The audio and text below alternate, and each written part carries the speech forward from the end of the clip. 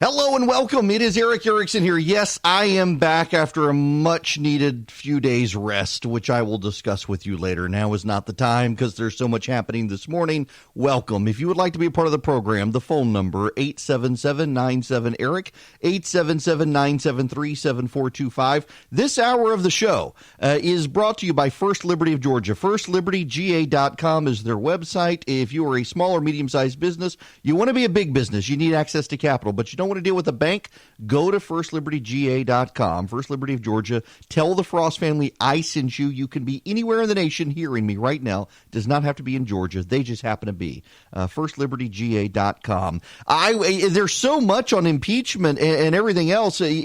So I was gone this weekend. My buddy Chris Burns, who has filled in for me before, sponsors the show through his company Dynamic Money. We took a trip together. We kind of both needed a break, and he took my computer from me. I carried it with us on the trip, and he's like, dude, you're not working. And all of my electronic devices were confiscated, and I couldn't watch the news. I tried. I couldn't. If they caught me looking at my phone, I got in trouble. I mean, it was great. I got to unplug, which I never do, but it was forcibly done to me. But so I come back this morning, and I'm like, I got to talk. There's been impeachment developments. This Elizabeth Warren stuff is crazy. The battleground polling. Have you seen the battleground polling? We will get to that.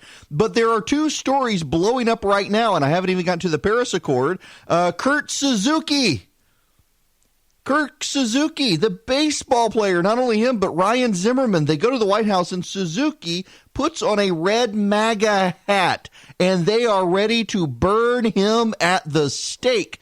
This shows you everything you need to know about the country right now, particularly among the elite. Norm Ornstein, he's the in-house leftist at the American Enterprise Institute. The guy he is a worrywart and nonstop worries, complains about the president, on and on. He's the guy who's like, oh, partisan gerrymandering is terrible now that the Republicans are doing it. Never really said much when the Democrats were doing it, I don't think. But he just put up this tweet here.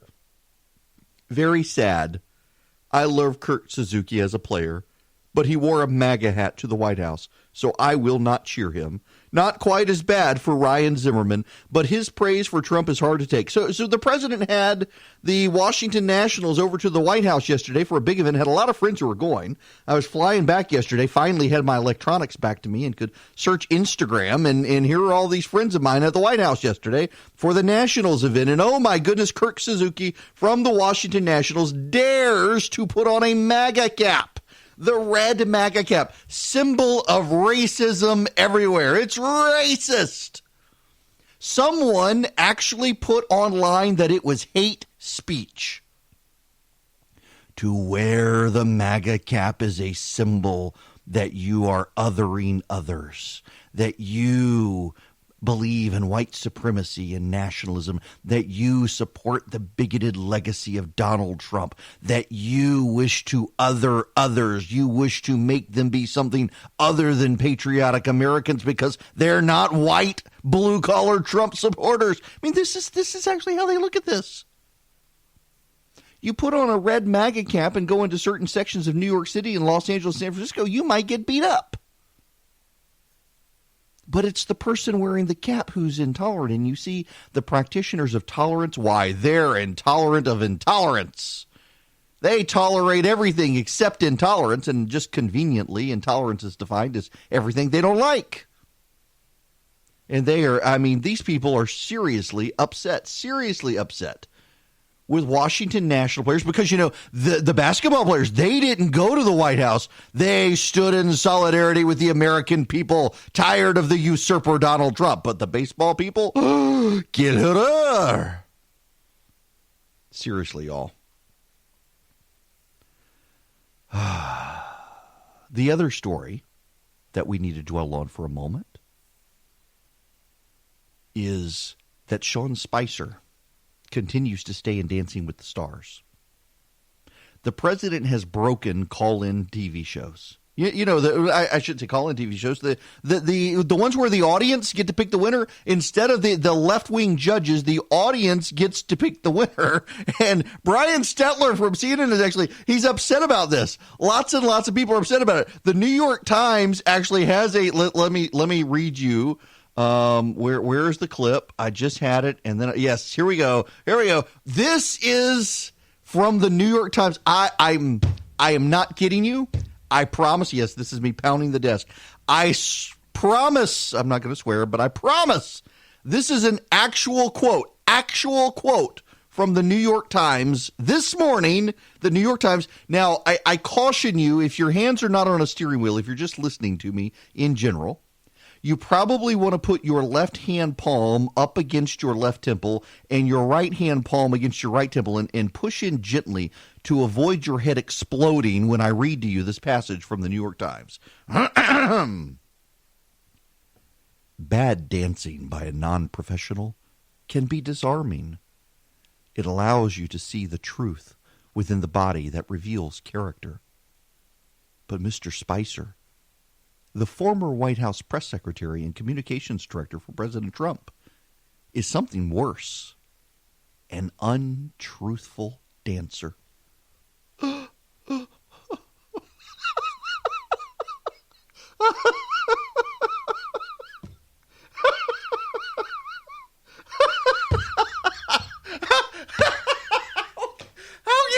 An untruthful dancer. Oh my gosh, it looks like he really is enjoying himself. He's a liar. Lies.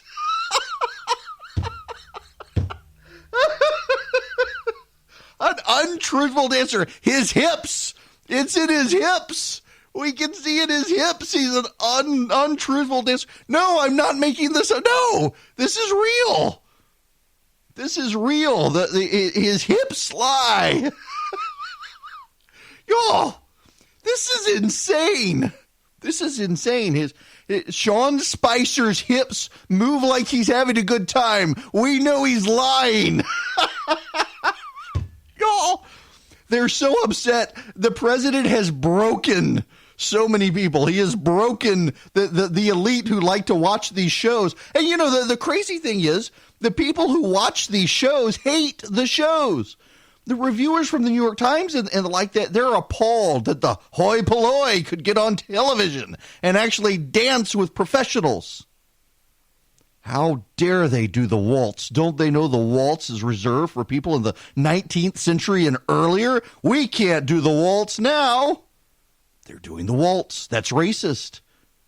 Sean Spicer is doing a Mexican dance. That is clearly ridiculing the people of Mexico. Build a wall around Sean Spicer's hips. They're really actually upset about this. I wish that there are days I come in here and I see these stories. This is one of them where I think, man, seriously? Y'all are upset about Sean Spicer dancing on Dancing with the Stars? That this is how you're appalled and enraged. And I really do think one of the things that is driving this sort of stuff is the clickbait nonsense out there.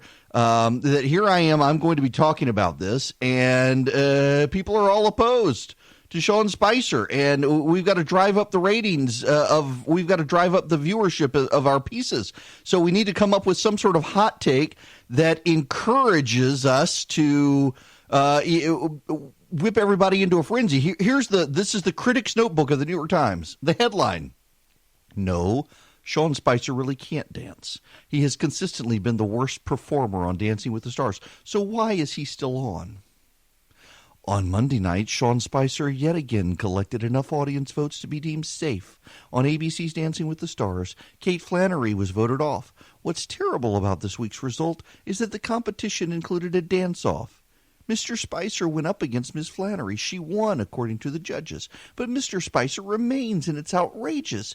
He has a different partner this week because his regular one, Lindsay Arnold, had a death in her family. It didn't make his dancing better or worse. It remained consistent in its awfulness. Mr. Spicer's staying power has little to do with his performances. Over the past 8 weeks, he's been the weakest dancer on the show. His low scores from the judges have borne that out. Bad dancing by a non-professional can be disarming. But Mr. Spicer, he's an untruthful dancer. The creation of a dancer takes years. around 10. And the great modern choreographer Martha Graham explained in her autobiography, Blood Memory, the movement of a trained dancer, she wrote, becomes clean, precise, elegant, truthful. Movement never lies. It is a barometer telling the state of the soul's weather to all who can read it. Mr. Spicer isn't trained, of course, but he has revealed much about his soul's weather through his dancing. He hides behind an egregious smile, parting his teeth to make it look as though he's been caught mid-laugh. The smile seems meant to distract from his plan of attack, never actually performing a dance, but conquering it. And so he set out to campaign, creating the website SpicerArnold.com, where you can purchase mugs and hats or a set of yard signs. The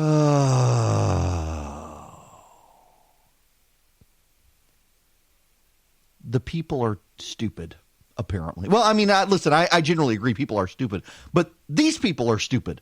This is a reality TV show where the audience gets to judge, and now they're upset. Now, I promise you, if you actually saw my show outline, I sit down every morning and I outline what are the big stories, what do I need to talk about. The number one story, before I even got into the battleground polling, was going to be the Paris Accord. The president is formally pulling us out of the Paris Accord. The left is in meltdown. We will get there in a moment. But why did I go to Kurt Suzuki and Sean Spicer first instead? Because I got on social media. I made the mistake. I've got my computer back. Finally, it was given back to me so I could come home. I turn on Twitter, and the intellectual elite of America are in meltdown this morning. They're generally in meltdown. Reporters, pundits, think tankers, they're horrified that someone who would play for Washington, D.C.'s team might put on a red MAGA cap. They're horrified by that idea. Horrified that he would do that. Does he not know Washington hates Donald Trump? And here, how are we ever going to cheer for this team again? What does it say about someone that because of a player on a team putting on a cap for a politician they don't like, that could affect whether or not they want to support that team? Not just the player, but the team. And then you've got a stupid reality show. Now, full disclosure, I do not watch Dancing with the Stars. I find it to be one of the most insufferable shows on television. I do not watch it. I realize there are people listening to me right now who do watch it. God bless you for watching it. It's a waste of my time. But people watch it, and the audience votes. Those are the rules. When did the left stop liking the popular vote? They've been telling us Donald Trump didn't win the popular vote. He's not a legitimate president. Sean Spicer is winning the popular vote, and now they're upset with the popular vote because it's not about the popular vote, and it never was. And it's not about Donald Trump, it never was. And it's not about Sean Spicer, it never was. It is all about them wanting to be in charge. And they occasionally run into these crude and rude reminders that they're not in charge anymore. And it upsets them. They believe the left fully has invested in the idea that everyone who is righteous agrees with them. And their beloved Kurt Suzuki, it turns out, he likes Donald Trump. Ryan Zimmerman praised the president. And there can be no forgiveness in wokeness. Forgiveness only exists in Christianity. There is no forgiveness in wokeness. So these people must pay. And you idiots who are supporting Sean Spicer, you must pay too, because his hips lie. He's an untruthful dancer. And if you weren't bigoted rubes supporting the president, you would know it.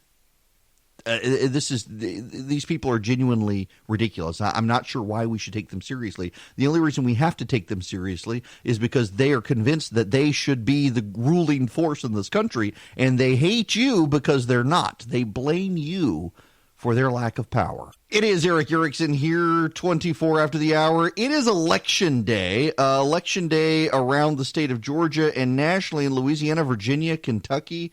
They've got races there. The Virginia races are highly watched by Washington because the Washington press is giddy at the thought of a Democratic takeover in the House of Delegates in Virginia, which is probably going to happen. The Republicans hang on by a thread there.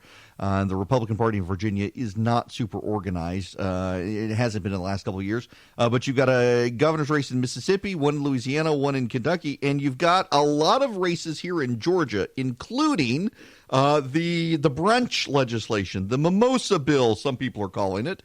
I'll review this again later, but just there are 30 cities or counties in Georgia that are going to decide today whether or not alcohol sales can begin in restaurants as early as 11 a.m. Currently, alcohol sales can't begin until 12:30 p.m., and there are other restrictions in some parts of the state on alcohol. And so the votes will be in Albany, Berkeley Lake, Cairo, Cartersville, Centerville, Clarksville, Cleveland, Cornelia, Covington, Cumming, Decula, Dahlonega, Lumpkin County, Darty County, Emerson, Uharly, Hampton, Henry County, Hiram, Lee County, Lilburn, Locust Grove, McDonough, Monroe, Morrow, Noonan, Norcross, Rome, Stockbridge, Valdosta, Watkinsville, and White. And there are a bunch of places that have already voted on this, but those are the ones here. Notable for us right now in the listening area this hour, Cairo, Clarksville, Cleveland, Cornelia, Dahlonega. We got, Lee County in there, Lilburn in there, Rome, Valdosta, Watkinsville, White, a few more in there coming up. So just remember, you've got an election today. And those areas in particular, you've got more than one issue. A lot of people have splosts on the ballot, and I'll get more into this, more detail on this later. Did you hear about Greta Thunberg? Remember her? She's apparently was headed to Chile. Now, this is something that isn't getting a lot of notice around the world right now. When the Arab Spring broke out, the Western media was very much focused on the riots in the Middle East, from Libya to Egypt to Jordan to Syria to Iraq to Iran. And now there are lots of riots breaking out in Western civilization.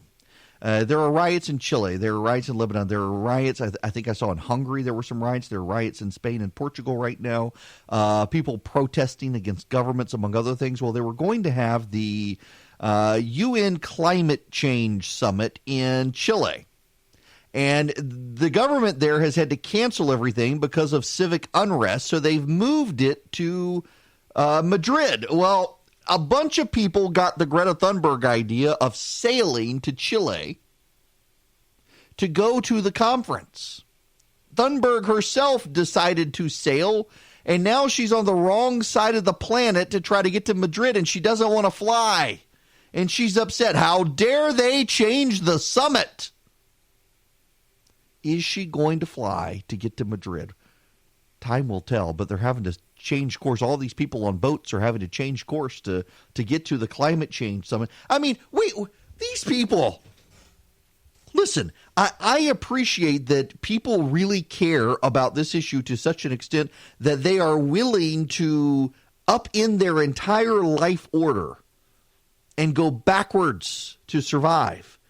I mean, the last time we relied on wind and solar power was called the Dark Ages, and that's what these people want. You got to have windmills and solar panels. You can't have power when the sun goes down or the wind doesn't blow, and then you can't be on airplanes anymore. They want us to go back to sailing in boats to get around the world. Slow travel. You know, there have been all of these stories out on things like slow eating. Have you heard about slow eating? I kid you not. This is one of the health trends. Eat slow. Actually do chew 60 times per bite. And then your body will be filled quicker. Because, you know, as you're scarfing down your food gets in your stomach before your stomach can signal that you're no longer hungry. So if you eat slow, your stomach can signal when you're full and you can stop eating. And now we're into slow travel. We should go back on boats. To go around the world, we should sail as opposed to getting there quickly and flying. And by the way, you know, even Elizabeth Warren, of all people, has come out and said, no, I fly commercial, carbon emissions But Greta Thunberg wants to actually be on her prince's yacht to sail around the world. This whole thing is just the environmentalist movement is getting insufferable on some of this stuff.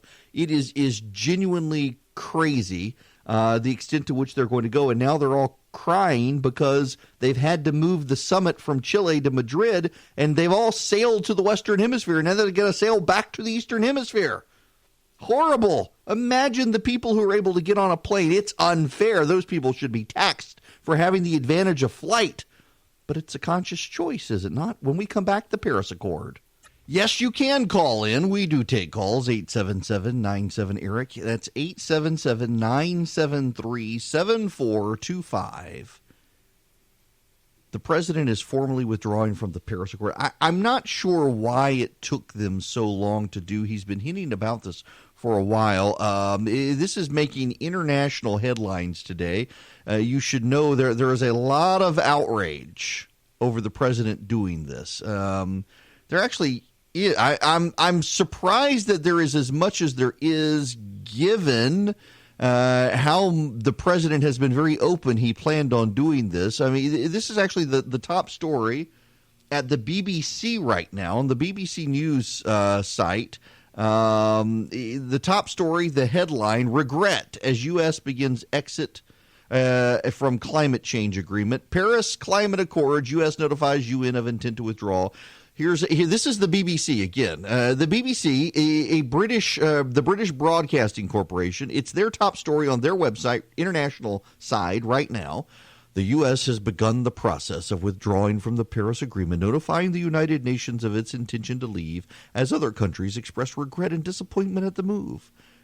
The notification begins a one-year process of exiting the Global Climate Change Accord, culminating the day after the 2020 U.S. election. The U.S. government said the deal puts an unfair economic burden on Americans. The agreement brought together 188 nations to combat climate change. There's been widespread international condemnations of the U.S. move. The Paris Accord, agreed in 2015, commits the U.S. and 187 other countries to keeping rising global temperatures below 2 degrees Celsius above pre-industrial levels and attempting to limit them even more to a 1.5 centigrade Celsius now rise. The decision to withdraw made the U.S. the world's sole non-signatory and prompted high-level efforts by the European Union to keep the agreement on track. However, hundreds of local governments, businesses, and organizations in the U.S. have joined the We Are Still In movement, pledging to cut emissions and move to renewable energy. Isn't that fantastic? American businesses and individuals are pledging that they will take up the effort that Donald Trump is walking us out of. Isn't that a good thing? I mean, all of us should applaud that. If your company wants to cut emission standards for your company, God bless you. If you, an individual, want to burn cow poop or have a windmill in your backyard and kill all the birds or put up solar panels, God bless you, sir, for doing so. Step up and take the initiative yourself without Uncle Sam forcing us all to do it. Put yourself in that position without requiring the government to make it happen. I think that's the perfect solution here. The fact that the left is having a full meltdown over this tells you everything you need to know about it. They want the government to force this. This really is the big divide. If we're honest about it, this is really the big divide between the left and the right these days. The right really does believe that you as an individual can take responsibility yourself for these things. And in so doing, you can be responsible for your destiny. And if each of us do a small bit to help, well, then each of us doing a small bit amplifies out into a larger bit for the whole country. I mean, there was an article actually, where was it? Was it in New Yorker?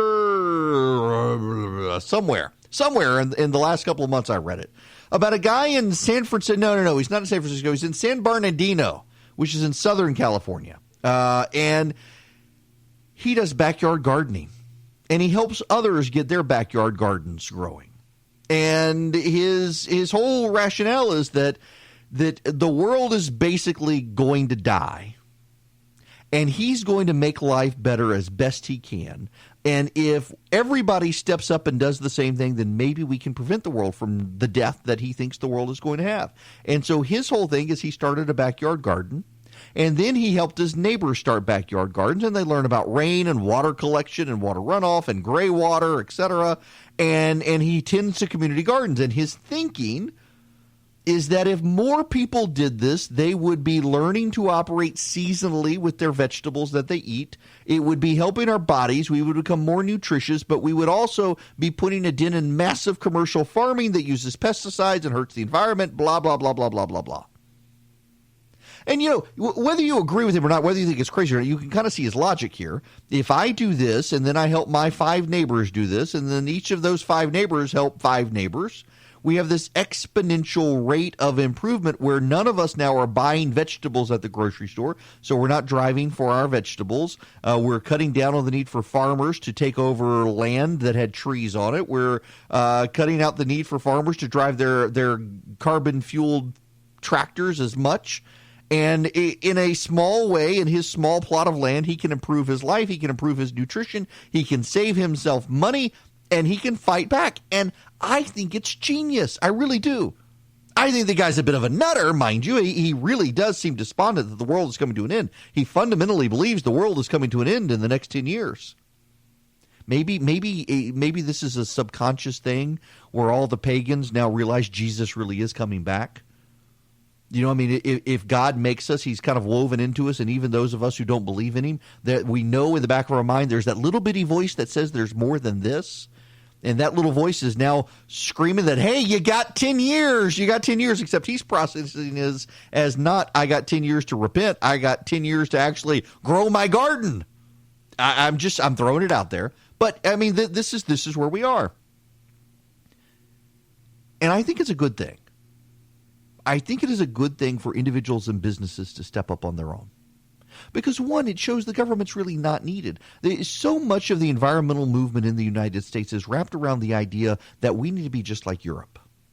We need command and control. We need higher regulation. We need the government imposing on people the desire to eat better and live well in a way the government demands.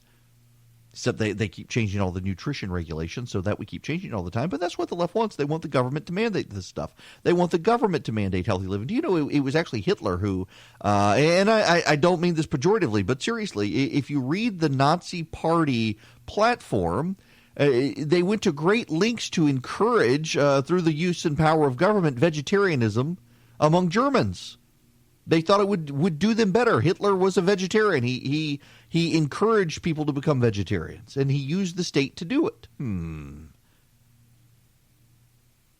But take Apple. Just take Apple for a minute. I got a lot of issues with Apple these days. Their software, man, talk about buggy. But Apple has decided that it wants to be 100% carbon neutral. So at Apple's new headquarters, the big circle UFO spaceship style campus, it's covered in solar panels. They get all of their power from renewable sources. Apple has major server farms in North Carolina and elsewhere, and they get all their power from solar and wind. Around the world, Apple is insisting that its factories be either carbon neutral or carbon negative, meaning that they're improving the world around us. And I think it's great. Will that cause Apple to charge higher? Well, they're already paying higher prices. But you can buy an Apple product if you were a lefty who cares about this issue. You can buy an Apple product knowing that you are not damaging the environment. You can feel good about yourself. It's like buying a left-wing rosary. You put that Apple Watch on your hand, and it taps you once a day and reminds you to breathe. Lefty prayers. Thank you, Tim Cook, for saving the environment. Thank you, Apple, for being carbon neutral and offsetting everything that the Donald Trump administration is doing to destroy the world.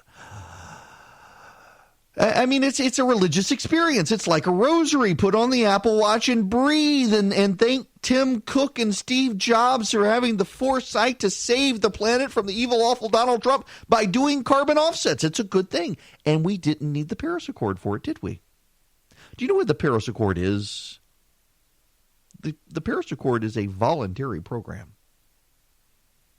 You see, they're actually what the way the Paris Accord worked is that each government would come forward with a plan for that government on how to become carbon neutral, on how to stop the world's temperatures from rising, and the rest of the world it's unenforceable.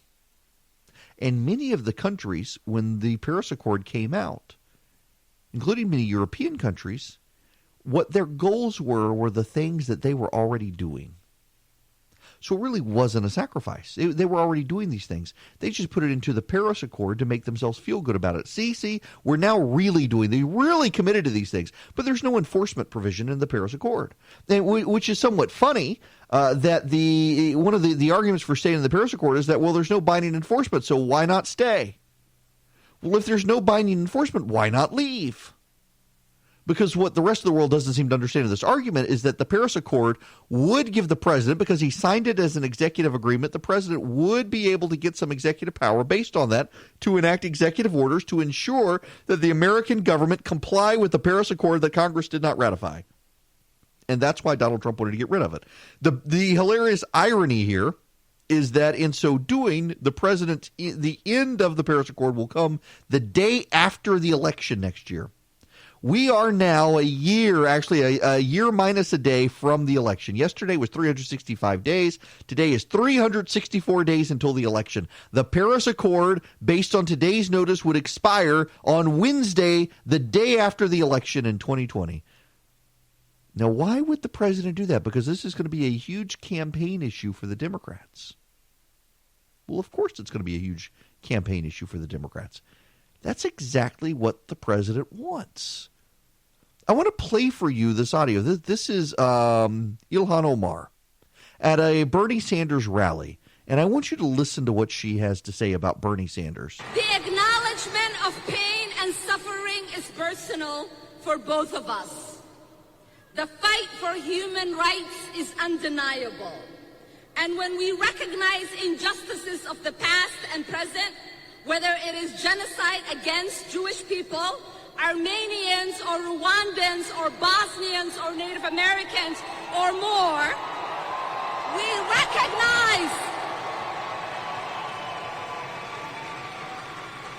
we realize that recognition isn't about punishing our political foes, but leading within a moral obligation.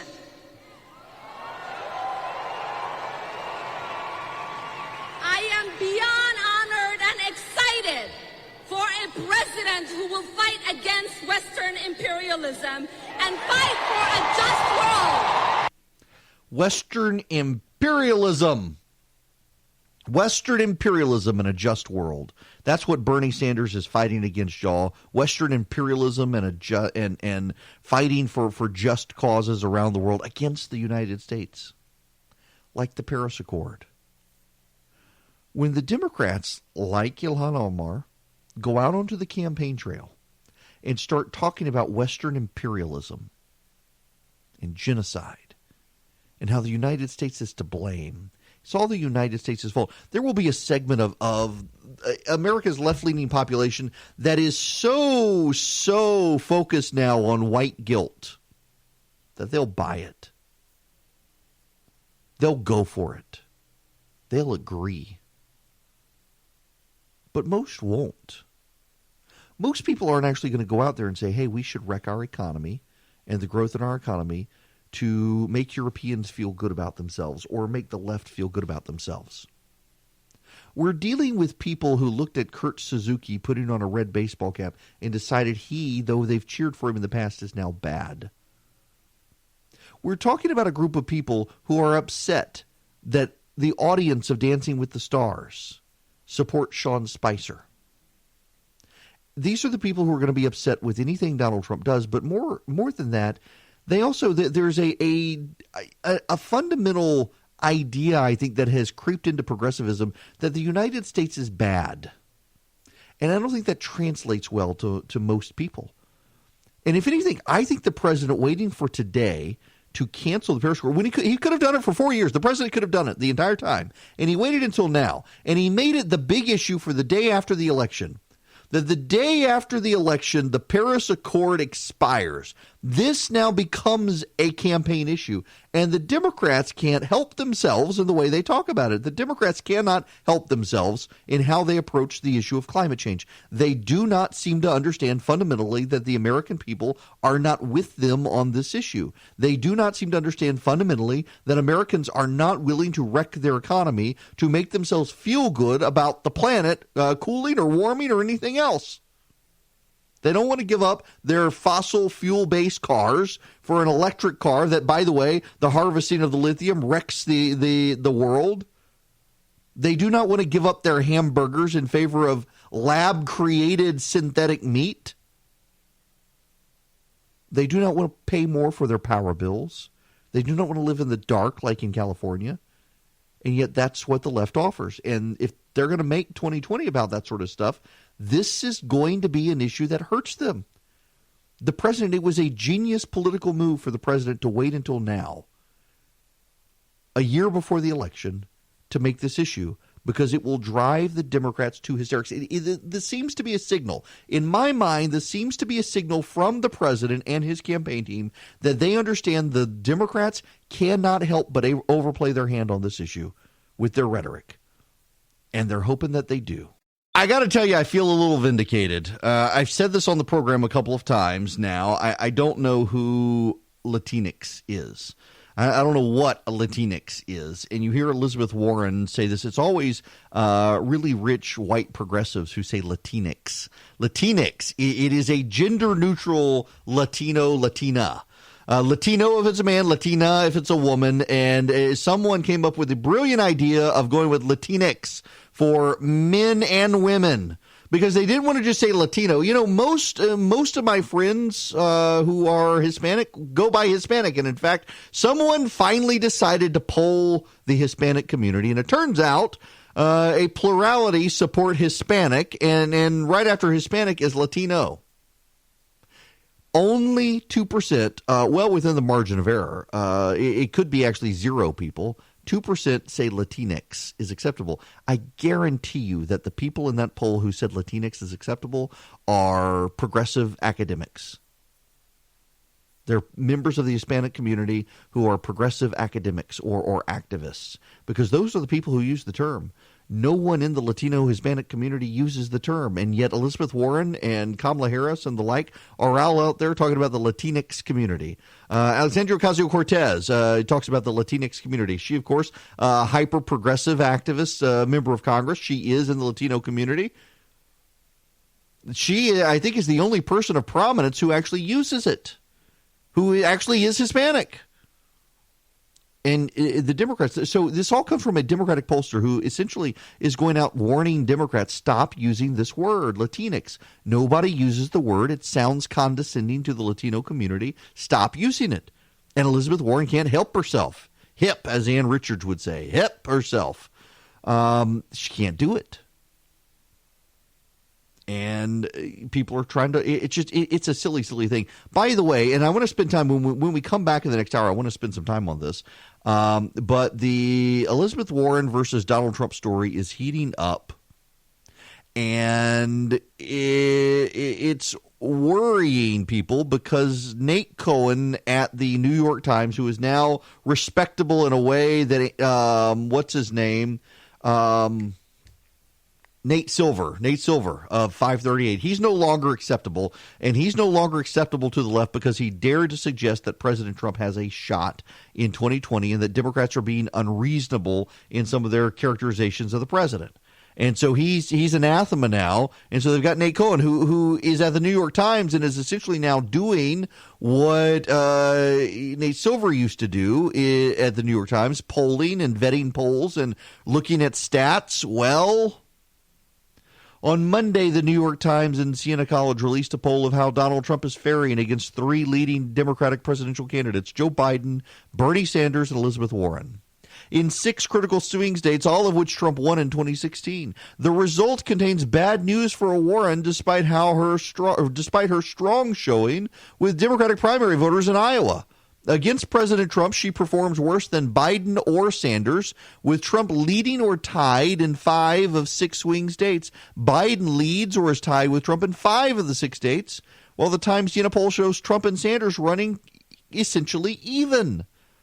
The Times' Nate Cohen, who oversaw the poll, wrote of Warren, quote, "Not only does she underperform her rivals, but the poll also suggests the race could be close enough for the difference to be decisive." One of the key takeaways here is that the president is way better positioned in the battleground states than he is nationally in the polling. That the national polling is skewing our sense of the race. You should start looking at the battleground polls. I mean, I sound like a broken record in saying this. I've been saying this for the whole time I've been on the show since August when we launched. The battleground polls are meaningful. The national polls are not. The national polling is meaningful to the extent that you've got a double-digit gap between people like the president and Joe Biden. That reflects down into the swing states, and that is exactly what we're seeing. When the president has a double-digit gap in the polling, that affects the swing states. The margin is so big that it affects the polling in the swing states. But when you look at people like Elizabeth Warren against Donald Trump, notice how the national margin is closer to Warren and Trump, and that reflects in the battleground states as well. Where in the battleground states, the president's margin is so strong, he could potentially dominate Elizabeth Warren. And guess what? The president has more money than Warren. He can go on and start defining her in a way she can't define him over the next couple of months. That's not going to help Elizabeth Warren. If she's the nominee, and it's looking like she could be, the president will win re-election, and the Democrats are starting to realize that.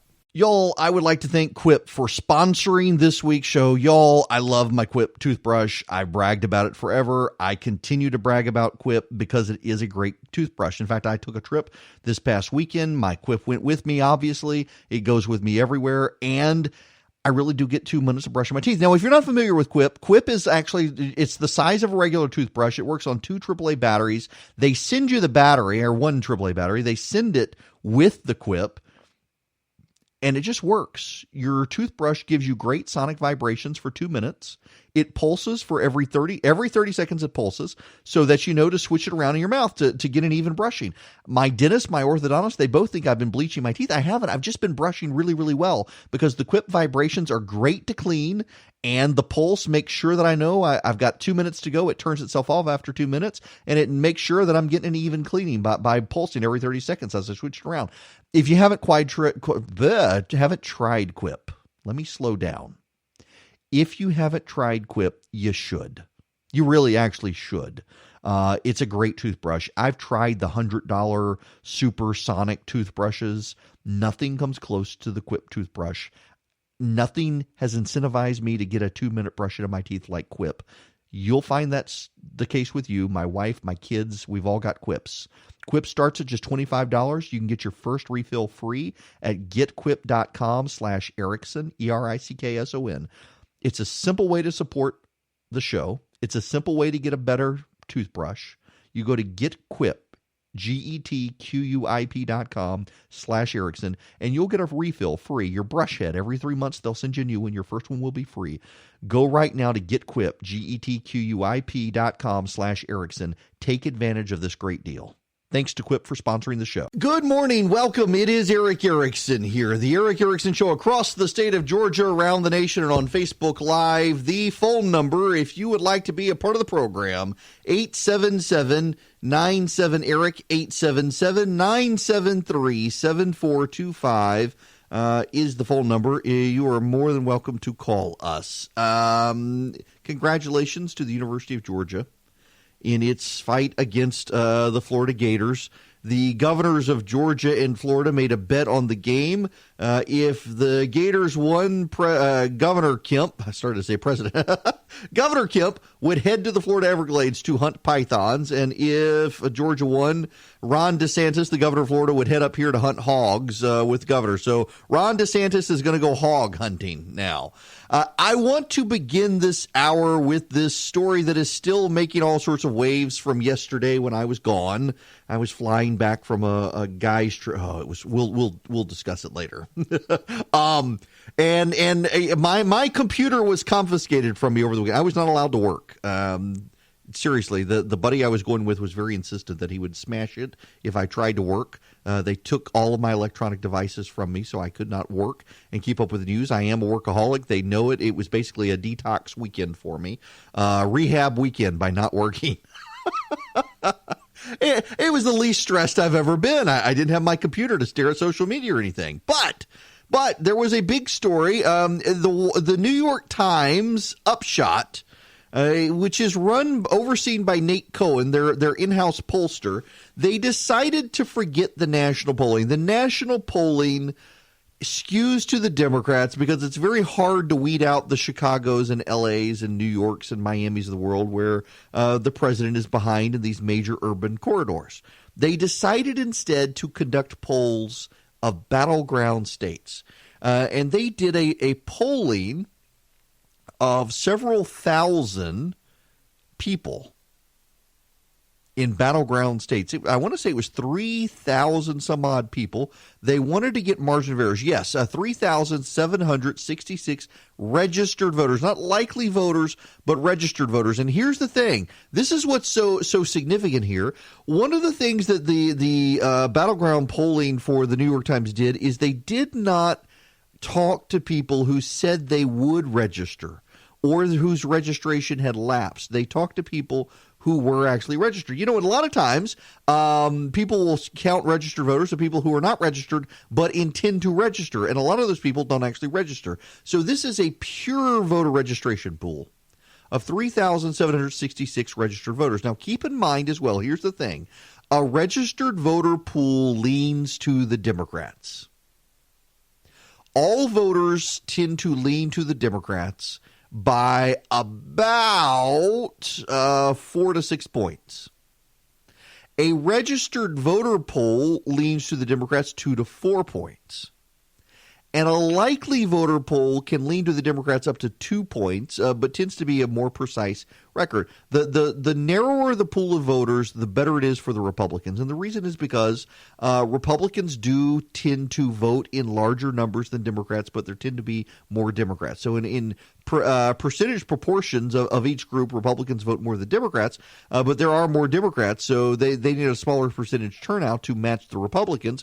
But a lot of registered voters are people who are Democrat, but they have no intention of ever voting, or people who classify themselves as Democrats. So you've got some biases by looking at registered voters, but it's too soon to look at likely voters. So registered voter is the best you can do. They try to balance it out as best they can. It still certainly leans to the Democrats a little bit, but it's not good. It's not good for the Democrats in the battlegrounds. Saying all of that about the registered voter poll, if it is registered voters as opposed to likely voters, it's not good, particularly for Sanders and for Warren. There is something, though, that you here in Georgia listening to me right now need to know. This is the New York Times, not favorable to the president. This is a college poll, Siena College, which... College polling, I'm a little more skeptical of, but Siena College actually does do good polling, which is why the New York Times went with them. But let me give you the swing states in the poll. Michigan, Pennsylvania, Wisconsin, Florida, Arizona, and North Carolina. Michigan, Pennsylvania, Wisconsin, Florida, Arizona, North Carolina. If you need it in alphabetical order, because that totally confuses you, Arizona, Florida, Michigan, North Carolina, Pennsylvania, and Wisconsin.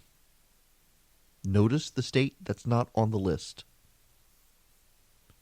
Georgia is not on the list. As much as the Democrats want to make it a swing state, it is not on the list of swing states for the New York Times right now. That's actually a very interesting point that you need to note here, that it is not considered. Arizona, a state that always goes Republican, is listed as a swing state, but Georgia is not. Florida is listed as a swing state, but Georgia is not. North Carolina is listed as a swing state, but Georgia is not.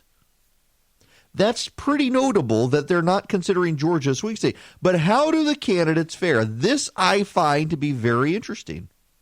In North Carolina, a state that looks like it may have trended Democrat, Donald Trump beats Joe Biden, Bernie Sanders, and Elizabeth Warren, the three Democratic frontrunners.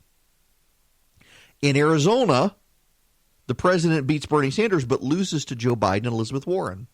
In Florida, the president beats Sanders and Warren and loses to Biden. In Wisconsin, he's even with Elizabeth Warren and loses to Sanders and Biden. In Pennsylvania, again, he's even with Sanders and loses to Sanders and Biden.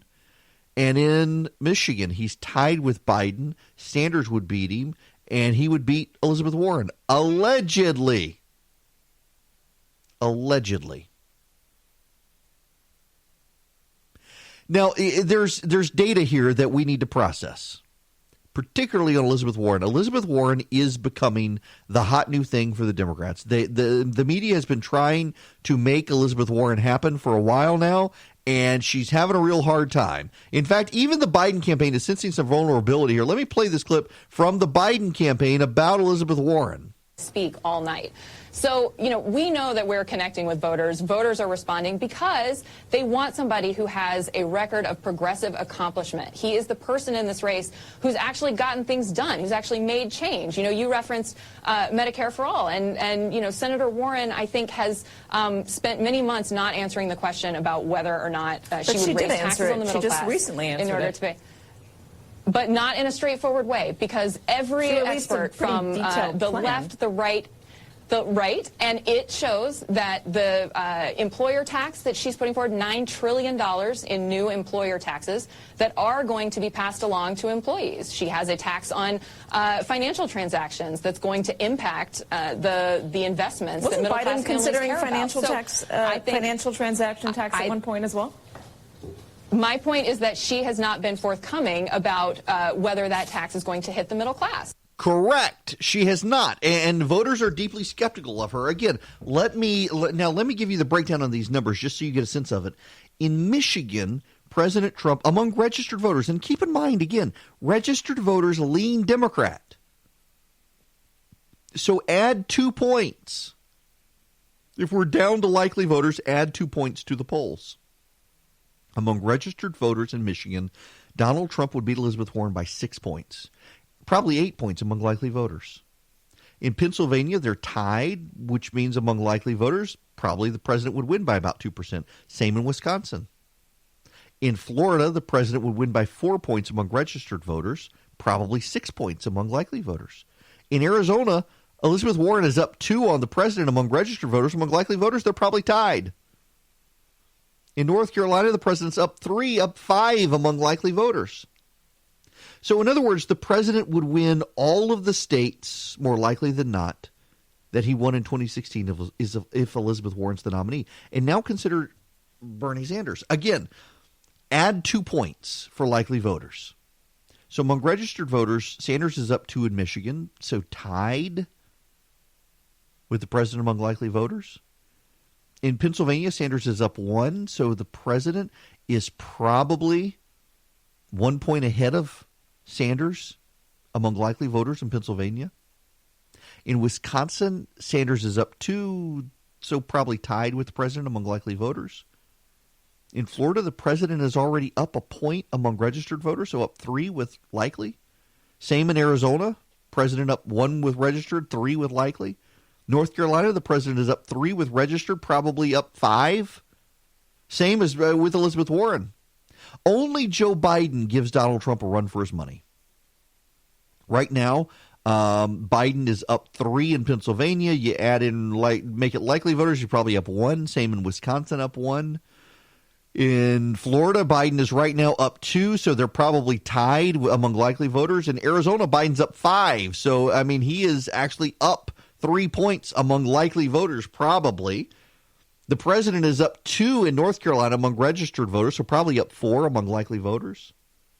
So the president could potentially hold Michigan, and he could hold North Carolina against Biden. Biden gives him the strongest run for the money. Warren and Sanders do not. So there are a couple of takeaways here that you need to understand. And I realize this is numbers heavy. I don't like to do numbers heavy on radio because it kind of gets muddied. But let me give you this in a nutshell now that I've done the deep dive on this for you. Elizabeth Warren does badly against Donald Trump among even registered voters, and the registered voter pool tends to lean Democrat. You get closer to likely voters, she does even worse against the president, and yet the Democrats look set to replace Joe Biden with her because Biden is still stumbling around. The problem Elizabeth Warren has, though, is black voters. Black voters do not like Elizabeth Warren. They're having a hard time connecting with her. Bernie Sanders has staying power from millennials, but he's not going to be the nominee. Bernie Sanders is running out of steam. Joe Biden is running out of money, and that gives Elizabeth Warren an advantage into the Democratic campaign, which is one reason so many pollsters are focusing on it right now. You do need to understand that the national polling is shaping coverage of these candidates. The national polling shows that Elizabeth Warren is going up, so the media is giving her more attention, which creates a feedback loop into the polling until the media starts going negative on her. The media has been working so hard to make Elizabeth Warren happen, they're having a hard time going negative on the one they wanted. But it's happening with the battleground polling. That's why people are so upset with Nate Cohen today, is because the left really wants Elizabeth Warren to happen. And here comes Nate Cohen from the New York Times saying, wait a second, guys, you make Elizabeth Warren the Democratic nominee, Donald Trump is going to get reelected. And people are gasping. How can this be? I realize that in our bubbles, progressive and conservative, but both progressive and conservative, in our bubbles, we have a hard time accepting that if we like or hate someone, the other side could like or hate them.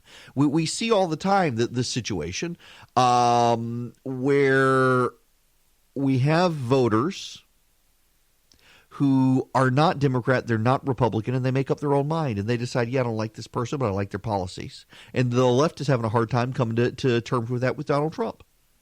There are a lot of independent voters out there. Now, granted, independent voters tend to be typically a class of Republican voters, but more than that, there are a lot of voters out there who think, I don't like Donald Trump, but this woman scares me. Her plan to tax my employers, to tax my small business, to tax my investment income, to tax my money, it scares them.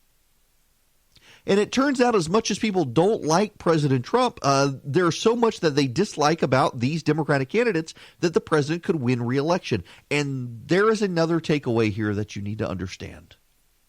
This overshadows impeachment. Right now, the Democrats have nothing on the president with which to impeach him. They do not have a bipartisan impeachment process. And if they're not going to have a bipartisan impeachment process and the Republicans hold the line, they're not going to be able to impeach the president. It all looks to be in vain. And in fact, I've got some audio I'll play for you here in a bit. Voters simply do not care. They do not care about impeachment.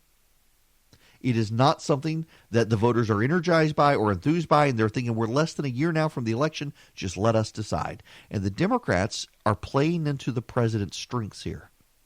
Because as they make Elizabeth Warren the nominee, and the polls show Elizabeth Warren would lose to the president, the Democrats pushing impeachment just gives them an argument of, listen, they're trying to get rid of me because they know I can beat Elizabeth Warren. And that, again, builds a feedback loop. Last takeaway here. Georgia's not on the list. There are a lot of people who want to make Georgia happen for the Democrats, including Stacey Abrams. Georgia's not on the list. Georgia may become a battleground state, but it's not going to be a swing state. Georgia certainly has issues. The Republicans cannot take advantage of Georgia. They can't take it for granted, but it's not going to be a swing state. It's going to be a battleground state in that Democrats will put money into Georgia to make Republicans play here, so that Republicans can't spend money elsewhere. It's a chess game. If the Democrats have more money than the Republicans, the Democrats put money into Georgia to force the Republicans to put money in Georgia, so Republicans can't put money somewhere else. That's the nature of Georgia right now. Georgia is going to be a money sink for the candidates. Georgia's not actually going to be in play for the Democrats, except to the extent that there are state legislative seats in the suburbs. There's a big list out today, the top 10 most vulnerable House Democrats. Lucy McBath is not in the top 10. The Republicans are not making a huge play to pick off Lucy McBath right now. They may later, but they're not right now.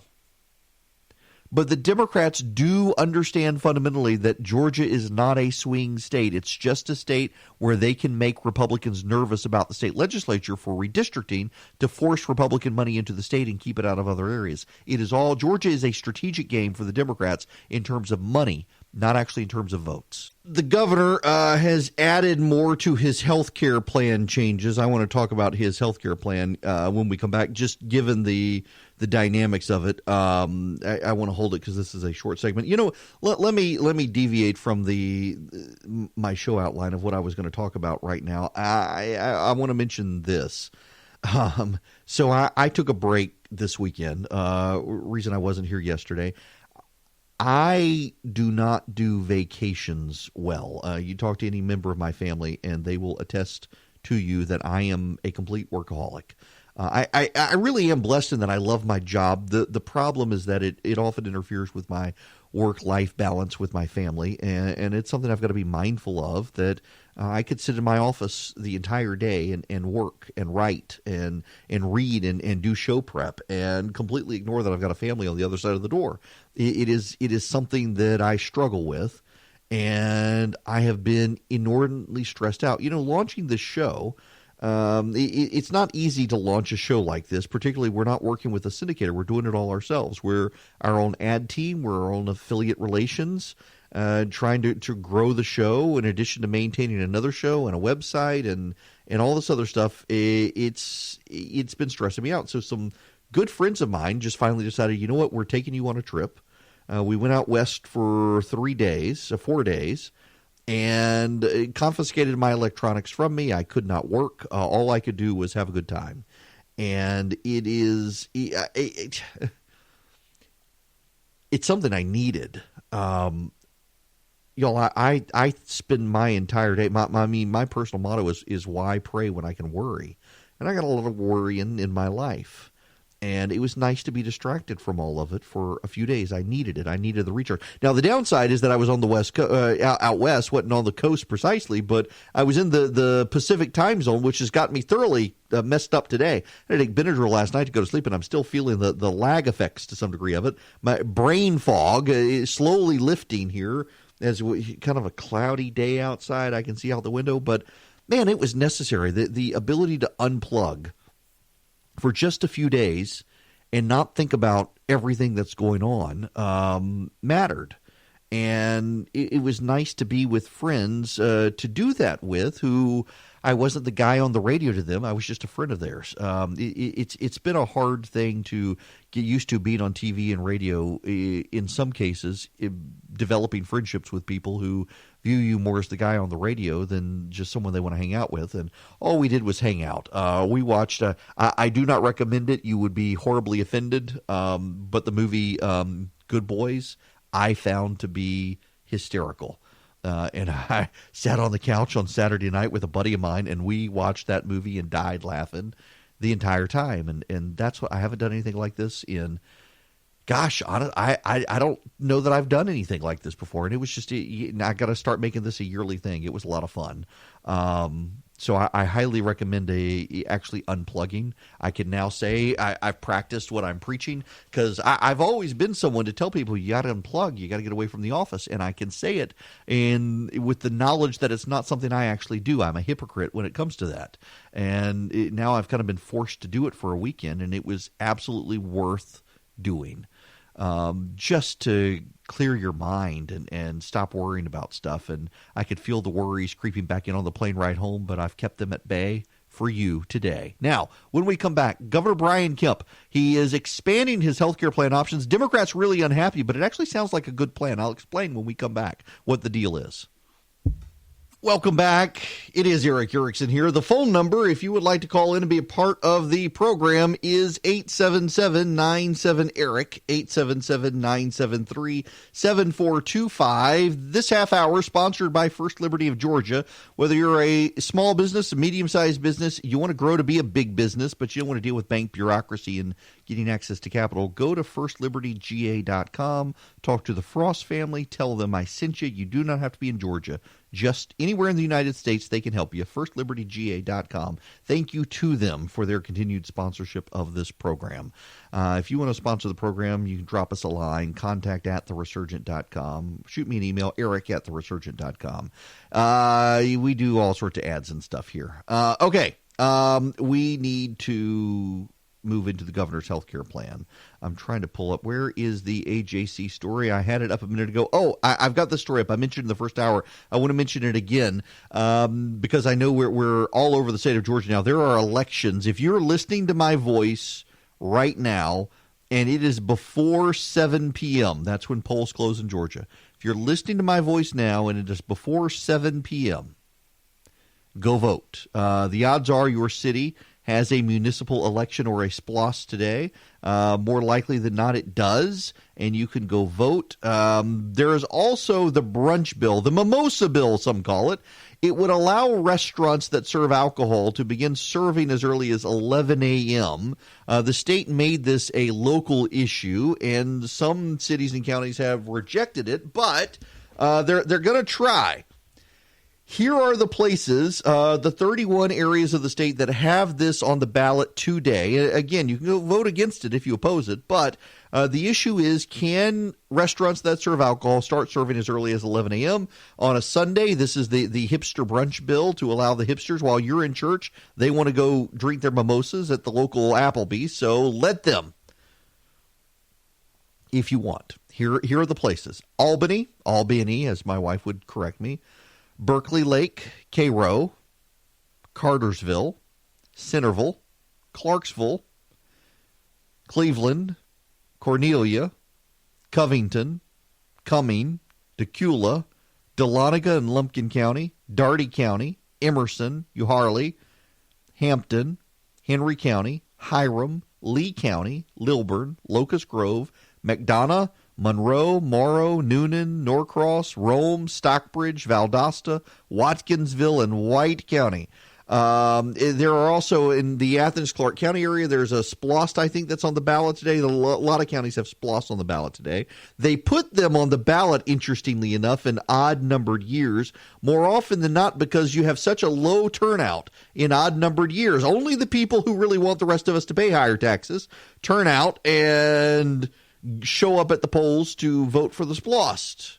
They put them on these ballots to make sure that's happening. Now, there are also elections in other parts of the country as well. Louisiana, Kentucky, Mississippi, the Virginia state legislature is up on the ballot today. Democrats expected to completely take over the state legislature in Virginia. The media is going to be making big hay out of this. Some of the races to keep in mind, though, are the Louisiana gubernatorial race. It's next week. It's not this week. It's Kentucky and Mississippi today. Matt Bevin, the president's been campaigning for him. The Democrat in Kentucky was expected to be widely ahead of him and collapsed at the last minute. The Democrats in Kentucky divided, and the Republicans rallying around Matt Bevin. The president has gone out there and campaigned for him, done a big rally there. Same in Mississippi, big rally there as well.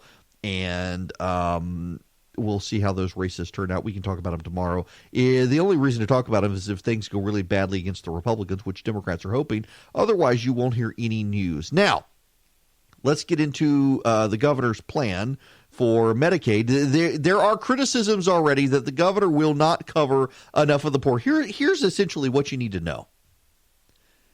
The people who get screwed the most in healthcare in this country are the working poor.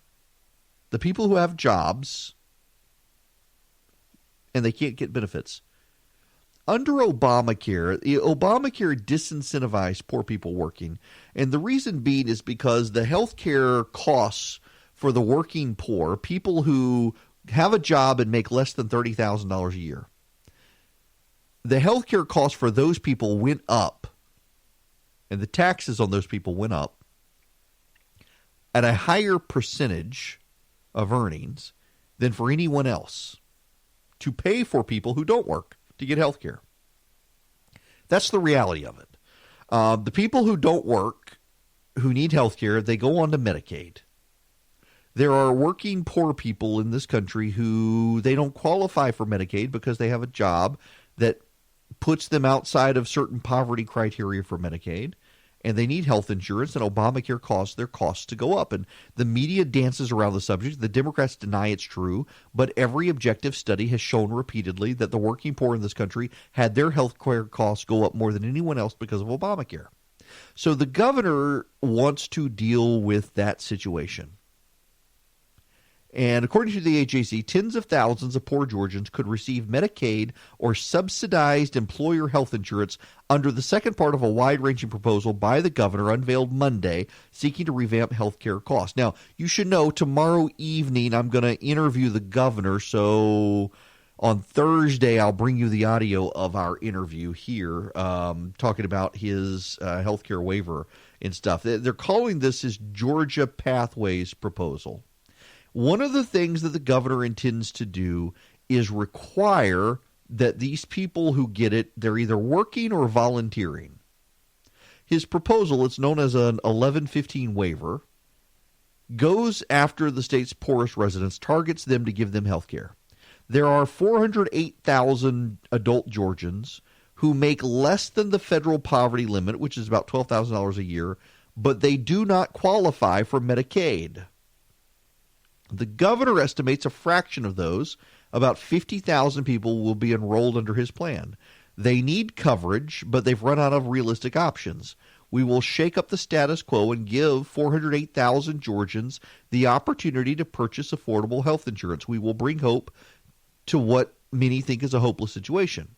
The way that they intend to deal with this is they want to extend Medicaid eligibility to people who have jobs or are enrolled in schools or are engaged in specific types of community service with nonprofits to help the poor lift themselves out of poverty. Essentially, the governor's position is that we should be helping the deserving poor. And now, I got to get into a history lesson with you here, and I don't mean to bore you. The poor in this country used to be divided into two categories: the deserving poor and the undeserving poor. Those are cold terms. If you go back to Franklin Delano Roosevelt, though, Franklin Roosevelt would talk about the deserving poor or the working poor. Now, what's the difference between the deserving poor and the undeserving poor? Well, Franklin Roosevelt talked about this.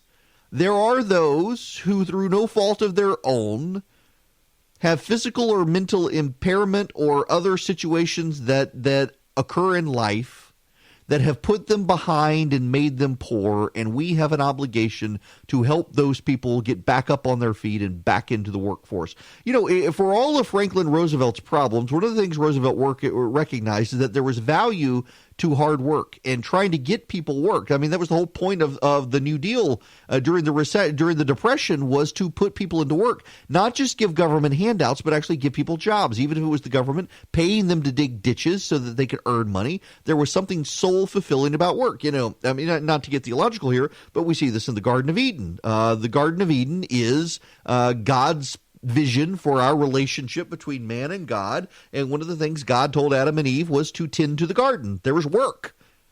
When we get to the new heavens and the new earth, there's going to be work. We're all going to have jobs because there's something soul rewarding about work. Will you be able to take time off? Yes. Will it be the most enjoyable job you've ever had? Absolutely. I guess I'll be a talk radio show host in heaven. It is a wonderful. I couldn't ask for a better job. But there will be work. We see this in the Garden of Eden. There's something that the Democrats, many of the Democrats, I think, have forgotten, and it is reflected there in Scripture. Jobs, working does something for you. Working shows you have a level of self-worth. Working shows you can survive and take care of yourself. Working shows you, teaches you an ethic. It teaches you an honesty. It teaches you a fair play. And Franklin Roosevelt used to talk about the deserving poor. The deserving poor were those who, for no fault of their own, were on hard times, and we needed to help them. Some we would always have to help. Others we could just help get them back on their feet. And then there were the undeserving poor, the people who made terrible life choices and then wanted a bailout for their own choices. And those were the people the government wasn't going to help. During the Johnson administration and the Great Society, Johnson decided that in a country as wealthy as ours, we needed to ditch the distinction between the deserving poor and the undeserving poor. It was just the poor. So whether you deserved it or not, the government was going to bail you out.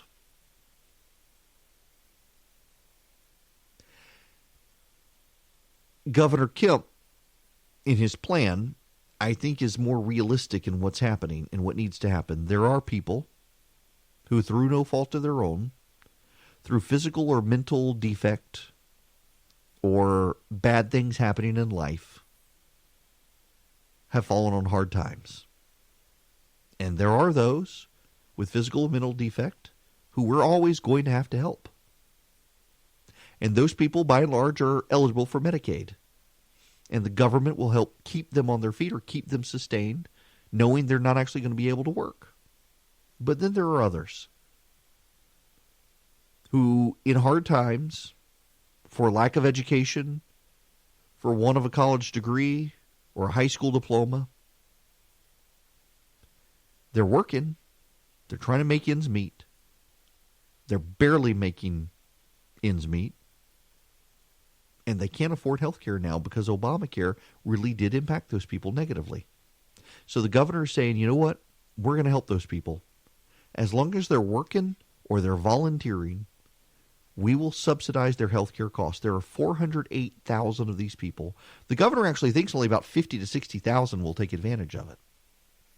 But one of the things they're going to do is they want to require a job, and it should tell you everything you need to know about the left that they're challenging that aspect of it. They don't believe you should have to work for your health care. They believe it is a right. See, this is why the left is fighting this. They fundamentally believe health care is a right, that you should be able to get it no matter what. So if you're tying health care to working, that means it's a privilege. It's not a right. It's something you get because you've done something else. And they don't like that, and they want to fight it. And they're probably going to tie it up in court. And some progressive courts are saying, wait a second, you can't tie health care to work. The governor's doing it slightly differently, hoping he can get around it. Essentially what a lot of states did is they did these big plans, and they decided it was too much, so they wanted to scale it back by adding a work requirement to narrow the pool of people after they'd already given it. And courts are like, wait a second, you've already given this people. You can't now curtail it by making them work. So Kemp out of the gate is saying, we're going to make you work out of the gate on this. Now, let me read you some of the AJC on this proposal. One part seeks to lower insurance premiums by setting aside $300 million in public money the government could pay to insurance firms to cover high-cost claims. The second piece would also shift $2.7 billion in subsidies from federal to state control to reduce costs to lower-income policyholders. Each of the waiver proposals must be approved by the federal government. No guarantee that'll happen, but they hope so. The proposals also have to withstand court scrutiny, no simple task, because of a series of federal lawsuits that have forced states to overhaul how they handle health benefits tied to employment. The revamp will face stiff criticism from Democrats and healthcare advocacy groups who say nothing short of full Medicaid expansion will cover hundreds of thousands of uninsured Georgians, boost the state's economy, and shore up the flagging network of rural hospitals. It's also met criticism from advocates of waivers that do more than Kemp's would. Grady Memorial Hospital said they're deeply disappointed. The governor wants to move quickly, though, and there will be a public commenting period. Now, Here's what the governor proposes. Recipients would have to show 80 hours of activity a month. That could be through a job, volunteering, community service, vocational training, full-time post-secondary education, or a limited set of other activities. The time would have to be documented and qualify under state guidelines. Under the state's guidelines, community service won't qualify unless it's at a registered nonprofit. Taking care of sick relatives would not be eligible. This is not a free handout, they say. Kemp's aides project that the 50,000 or so residents that the waiver would cover would change from year to year as they cycle out of Medicaid and into private insurance available through Obamacare to working class owners. His administration pegs the cost for the first year of the program at $128 million, with the state on the hook for $36 million, the federal government covering the rest. That's less than half of what the governor expects to put toward his initiative for high-income insurance customers, which is expected to cost $104 million in the first year. The point is not to throw money at the problem of the uninsured poor, but to push recipients towards full-time employment. In other words, the governor, in offering this health care plan to the working poor who don't qualify for Medicaid, is trying to incentivize them to develop their work ethic and get into the private workforce, to boost their income, to boost their ability to get health care insurance. This is, again, one of the fundamental differences between left and the right in this country right now. You know, I hear all the time now the left say, quoting Jesus, "The poor you shall always have." And that's true. But what Jesus did not say is we'll always have the exact same poor people. Just we'll have the class of people known as the poor. The left seems to interpret that as the same poor people are always going to be poor. And they preclude themselves from believing that these poor people could advance up the income ladder and move into the middle class and the upper middle class and improve their livelihoods. Republicans, on the other hand, think that, yes, we will always have the poor, but it doesn't have to be the same person. We can help the person who is classified as poor get a job, get better earnings, and become middle class, freeing up a spot of subsidy and help for the government for the next poor person to come through. And we'll elevate that person. And this will become a feedback loop where we elevate the poor into the middle class. And constantly, as new poor people come in, we elevate them to the middle class. Those people then generate taxes that help us cover the poor who come after them. That seems to me the smarter thinking here, but Democrats have just given up on the idea that you could ever get out of being poor. And as a result, their entire structure for government programs is that we should keep the poor always comfortable and never feeling their need to improve their lot in life. And Governor Kemp is saying, you know what, we should incentivize people to improve their lot in life and get them off the government dime if we can, because there will be other people who need it. That seems responsible. Seems outrageous Democrats would oppose this, but this is where we are in this country. Man, y'all want to watch heads explode? The president is coming to Atlanta on Friday to launch a new African-American coalition. It's going to have an event at the Georgia World Congress Center. Totally going to screw up traffic on a Friday afternoon in Atlanta. But he's also going to be doing a big high-dollar fundraiser in Buckhead to support David Perdue. Now, why is he doing this? Well, if you haven't heard, turns out that black Americans are employed at a higher rate now than at any time really in American history, I think, at least since World War II. So he's expected to highlight statistics that show low unemployment rates for black workers, as well as an Opportunity Zone program tucked into the tax cut legislation that's designed to encourage investors to put money into struggling areas. He picked Atlanta for the rollout because of its role as an epicenter of black life in the region's fast-growing black population. According to a senior White House official, the vice president is set to address the crowd as well. Republicans face a daunting challenge wooing black voters in Georgia. 94% of black voters backed Abrams over Kemp in last year's race. The national data is grim, too. In 2016, only 8% of black voters cast their ballot for Trump. According to a 2018 Pew Research Center poll, only 8% of black voters identify as Republican. And a recent poll said only 4% of black voters think Donald Trump's actions and policies have benefited black people. But he's going to try. And I'm not opposed to him doing it. Listen, let me, how do I put this without getting myself in trouble? Yeah, that's me talking to myself, whispering out loud on the microphone to you guys. Okay. Yeah, I'm going to say this. And I'm going to apologize in advance because some of you are about to be really offended with me. A lot of the black support that the president has can sometimes come across as a little nuts, slightly fringy. I don't mean that to be negative, but I'm just telling you. When you look at a lot of support the president has in minority communities, it is extremely zealous support. They clearly love the man. But it also comes from a lot of people who seem to be a little eccentric. And what I think Republicans have to do is they have to seem a little less eccentric. And honestly, a friend of mine has pointed this out before, that if you look at the progressive Christian groups who support Democrats on the left, there will inevitably be people who come out and say they're Christian and they support Elizabeth Warren, and they'll be wackadoo fringy people on that side. And they'll be slightly eccentric in their support. And you see this with the president. And I don't mean it to be disparaging. I don't mean it to be rude. I'm just trying to be honest with you guys. If you're going to support the president, try not to look like a nut job. And it doesn't matter what your race is. I realize that the zealous supporters out there, they love him. They want to get his face tattooed on them. They want to do a wrap on their car that has the president's face all over it. I get it, but I'm just telling you. To normal people, a lot of that sort of stuff can be off-putting. And if the president really wants to make a go of building this coalition, surround himself with good people who aren't off-putting to other people because they look like they're in a cult. That's my diplomatic way of dealing with this issue. I hope you understand what I mean. Let the listener understand.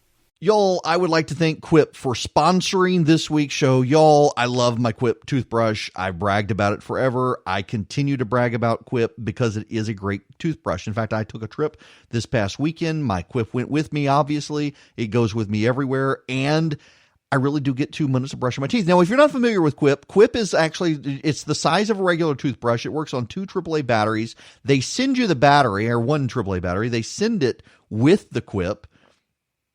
And it just works. Your toothbrush gives you great sonic vibrations for 2 minutes. It pulses for every 30 seconds it pulses so that you know to switch it around in your mouth to get an even brushing.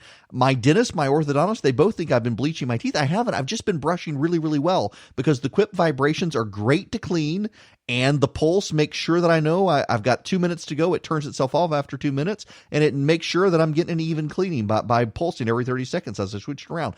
If you haven't tried Quip, let me slow down. If you haven't tried Quip, you should. You really actually should. It's a great toothbrush. I've tried the $100 supersonic toothbrushes. Nothing comes close to the Quip toothbrush. Nothing has incentivized me to get a 2-minute brush into my teeth like Quip. You'll find that's the case with you, my wife, my kids. We've all got Quips. Quip starts at just $25. You can get your first refill free at getquip.com/Erickson, ERICKSON. It's a simple way to support the show. It's a simple way to get a better toothbrush. You go to getquip, getquip.com/Erickson, and you'll get a refill free. Your brush head, every 3 months, they'll send you a new one. Your first one will be free. Go right now to getquip, getquip.com/Erickson. Take advantage of this great deal. Thanks to Quip for sponsoring the show. Hello and welcome. It is Eric Erickson here, the Eric Erickson Show across the state of Georgia, around the nation and the world on Facebook Live, among other things. The phone number here no, wrong number. One day, y'all are going to find my cell phone number. I'm just going to blurt it out on air. Not today. Today is not that day.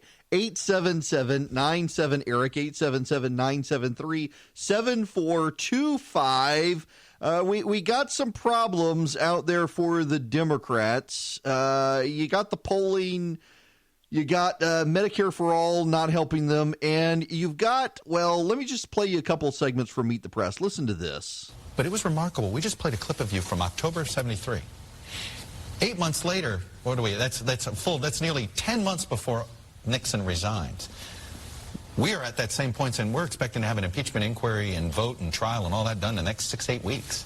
Well, like everything else, it's all more speeded up now than it was then. Instrumentation, the time, everything.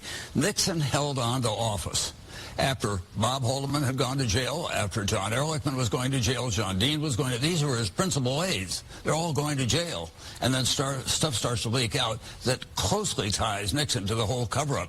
John Dean said at one point, he was in the office 35 times when we talked about this cover-up, and yet he was able to hang on. I think in part because the system took, it was a more deliberate process. Methodical. A more deliberate, methodical process. They've sped it up. Well, there's a problem with their speed. The public imagination has not caught up to it. Listen to this from Meet the Press. We went out and tried to find some voters, guys, to talk about impeachment. We had to bring it up to them. Here's what they told us. And I think it's a waste of time. There are a bunch of little kids fighting and not accomplishing what the hell they're elected for. And I think we have the systems of checks and balances, and the way it should work is that, the House and the Senate should do what is set out in the Constitution. I read the document, and there was absolutely nothing concerning to me.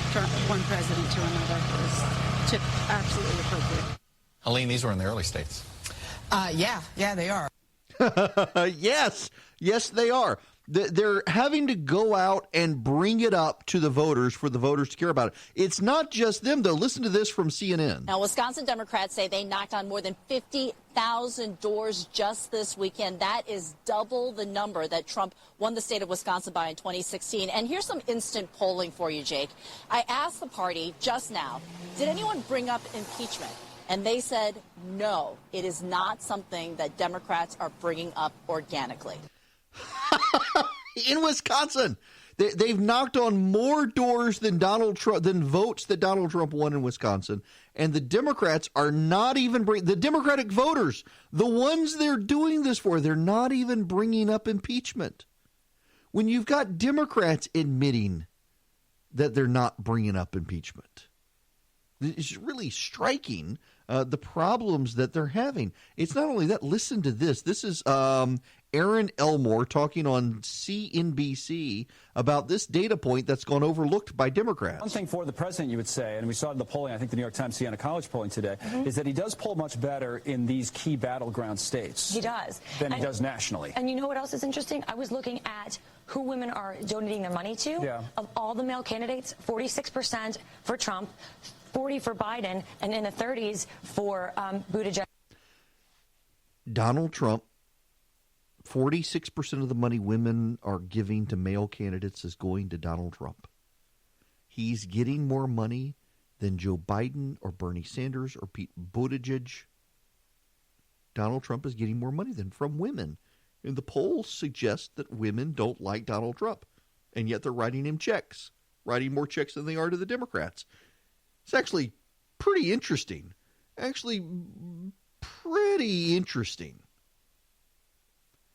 That we've got this money there. The way the money is being divvied up is going to the president. It's benefiting him. And this goes back to, I mentioned the battleground polls earlier. I mean, again, listen to this from CNN. Just give you a kind of reminder of this, set the stage here. So remember, in the 2016 presidential campaign, what do we see? We saw nationwide Hillary Clinton beating Donald Trump 48-46. But in the 6 closest states that Trump won that helped determine the Electoral College, Arizona, Florida, Michigan, North Carolina, Pennsylvania, Wisconsin, Trump won by a point. So let's take a look at these new battleground polls and compare them to what we're seeing nationally. And we see a trend line here that is consistent with what happened in 2016. So nationwide, if you take a look at the average poll for 2020 from October, we see Biden up by 8, Sanders up by 6, Warren up by 5. But take a look at these 6 closest states, again, that Trump won in 2016, according to new polls from the New York Times Siena College. If you average across the 6, what do we see? We see Biden +1. We see Sanders actually losing to Trump by 1. And we see Warren trailing at Trump by 3 points. The president is leading Warren in those 6 battleground states by 3 points. Yes. So to sum up all of this together, the president is beating 2 of the 3 Democrats in these battleground states. And Democratic voters in these battleground states, they don't care about impeachment. The reporters in Washington are having to bring it up. You know what people care about? They care about Elizabeth Warren's health care plan. They care about immigration. They care about our southern border. They care about our military. Rahm Emanuel, who helped get Obamacare passed, he's coming out forcefully against the Democrats. He's coming under attack from Democrats for denouncing Medicaid for all. As he says it's not feasible. I still believe every argument about not about 2% on people earning above $50 million or some type of a corruption issue. If this issue is not going to happen, and it's not the way you actually argue health care. Having done the ACA for Obama, kids' health care for President Clinton, the reimportation of pharmaceutical products in the House when we beat Tom DeLay. The politics of this is she is making this more difficult than it needs to be on the very issue of cost control. It is a pipe dream. You are not, we couldn't get, when we had 58, we're Democratic senators. We couldn't get a public option. What makes you think, and I've said this in the piece, give me the 9 Republicans that are going to vote for Medicare for all, and I will declare New York pizza better than Chicago pizza. It's not going to happen. It's not going to happen. And yet she continues to push this, and she's sabotaging herself in so doing. But she believes. She believes it. Well, there's another issue happening, and I need to make sure that we understand. What on earth? I have no idea. what's happening there. Okay.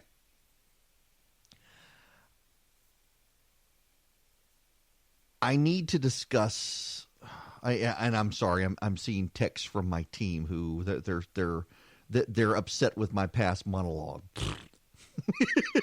I tried to phrase this. I think you all know what I mean about supporters who step outside their group who support the other side. They tend to be the unique trendsetters. We'll put it to you that way. We need to talk about this issue. This is actually a significant issue. It happened overnight. If you're turning on the news this morning and you haven't heard about it, I assure you you're going to be hearing about it. This is from the New York Times. They put it up this morning. At least 9 members of a Mormon family in Mexico were killed in ambush. 6 children were among the victims in a massacre attributed to organized crime, relatives say. Other children were rescued, some of whom hid along a roadside. At least 3 women and 6 children in a prominent local Mormon family were killed on Monday when their vehicles were ambushed in northern Mexico by gunmen believed to be members of organized crime, family members said. The attack alarmed a nation already reeling from record violence of the year. Members of the Laveren family, dual Mexican-American citizens who have been living in a fundamentalist Mormon community at the border region for decades, were attacked in 3 separate vehicles when the gunman attacked, several family members said. They described a terrifying scene in which one child was gunned down while running away, while others were trapped inside a burning car. 2 of the children killed were less than a year old, the family member said. Kenny LeBaron, a cousin of the women driving the vehicle, said in a telephone interviews he feared the death toll could grow higher. When you know there are babies tied in a car seat that are burning because of some twisted evil that's in the world, it's just hard to cope with that. Mexico has suffered a string of violent episodes in the last month, each as devastating and infuriating for citizens as the last. President Obrador said during a morning news conference on Monday the region where the attack took place has been a very violent area for many years. Let me put this in perspective for you. The area where this violent attack happened, killing women and children, happened just on the other side of the American border. These are American citizens who were killed. This is not good for Mexico, and it almost forces some level of American response. In fact, President Trump on Tuesday offered to help Mexico eradicate the cartels. The president, these are his tweets. This is the time for Mexico, with the help from the United States, to wage war on the drug cartels and wipe them off the face of the earth. We merely await a call from your great new president. The cartels have become so large and powerful, you sometimes need an army to defeat an army. It doesn't get a lot of coverage from the American press, in large part because this is me speculating. It's me speculating. I think the media doesn't cover the collapse of the Mexican state because they're so sensitive to accusations of racism, and in the age of Donald Trump, they don't want to add fuel to the fire of the president's restrictionist immigration policies, and so they're not giving people really the full picture of what's going on in Mexico. The reality is the Mexican state is collapsing. It is failing. There are Mexican communities that have been wholly cut off from the outside world, so to speak, not physically cut off, but just in terms of governmental structure and communications. They're having to take matters into their own hands, establishing their own local armies and law enforcement. They're not sending taxes to the Mexican government because the Mexican government isn't helping them. They're using that money in their local communities. The Mexican drug cartels are being helped by an open border, and this, again, goes to why I think so much of what the media covers is slanted, is because the media can't believe that the open border between Mexico and the United States is having an impact. But, in fact, the Mexican drug cartel's ability to spill drugs over into this country easily over the border is one of the major issues that Mexico is having. It is propping up the drug cartels. You close the border, you have a financial impact on the Mexican drug cartels. It's one reason the president wants to do it. You know what actually, interestingly enough, caused some problems for the Mexican drug cartel? Legalization of recreational marijuana in this country has hurt the Mexican drug cartels. They were growing so much marijuana in Mexico to smuggle across into the American across the American border when California, Colorado, Washington State, Alaska, and others legalized the growing of marijuana for the sale of marijuana. It suddenly cut into their profit margin because domestic American marijuana was hurting the drug cartels. So the drug cartels have responded by focusing on other drugs, harder substances, heroin, cocaine, crack, amphetamines, methamphetamines, illegal prescriptions, things like that they're pushing across the border to try to make up for the loss of sales of marijuana in the United States. And they're pushing out a bunch of cocaine into the United States. Rich white people drug. Mexico is in a civil war. They don't want to call it that. They don't want to admit that their state is collapsing. But there are areas of Mexico the government is unable to function in. And some of those areas are increasingly along the American border. In the 1800s, we had to send American generals into Mexico with the American army and tanks to subdue outlaw Mexican gangs that were harassing American citizens in Mexico. There is precedent for an American incursion into Mexico. We just had an American family massacred in Mexico. Now, will it matter that they're also Mexican citizens? Maybe. But this is another reminder of the violence on the border, right on the border. American citizens, 9 of them, women and children, gunned down, children shot in the back as they tried to run away, women murdered, burned alive in their cars. This demands an American response. And as long as our border is unsecure, as long as the Mexican drug cartels can get into this country so easily, the situation's not going to change. The president has good arguments for border security, and this in and of itself could become a campaign issue. What did I tell you the other day? I did an entire monologue on this. Events matter. Events matter more than demography. Everyone on the left thinks demography is destiny. No, events are destiny. You've got American citizens being gunned down along the border in Mexico. You've got the Mexican drug cartels increasing hostilities towards the United States and in Mexico. These sorts of things matter when it comes to a presidential campaign, particularly when the Democrats are so focused on health care and other issues outside of our hemisphere, and this is our own backyard. It matters, and the president has an opportunity to do something about it. He's probably not going to miss that opportunity. So the Atlanta Journal-Constitution and the ACLU in Georgia are at odds over the voter registration purge. The ACLU says it identified 70 people it claimed voted in November 18, but are targeted for cancellation. And so there's proof. They found 70 people on the list of the 313,243 people who are to be purged from the voter rolls. Therefore, they say the voter roll is canceling legitimate people. There's a problem, though. There's a problem. The Secretary of State's office did not list those 70 people on the list to be purged. Essentially, what the ACLU did is they ran numbers, and they found 70 people who were likely to be on the purge list. And they're not actually on the purge list. And the ACLU is using those 70 people likely to be on the purge list as proof the purge list is flawed. And the Atlanta Journal-Constitution is calling the ACLU out. Let me read you this paragraph. The ACLU based its findings on voting records from a month after the 2018 election, but a more recent state voting list obtained last month by the AJC shows that no voters who have cast ballots since September 2016 will be canceled. Now, here's the interesting thing. Of the 313,000 people, the AJC has now confirmed 62% of them have moved either to different states or to different counties.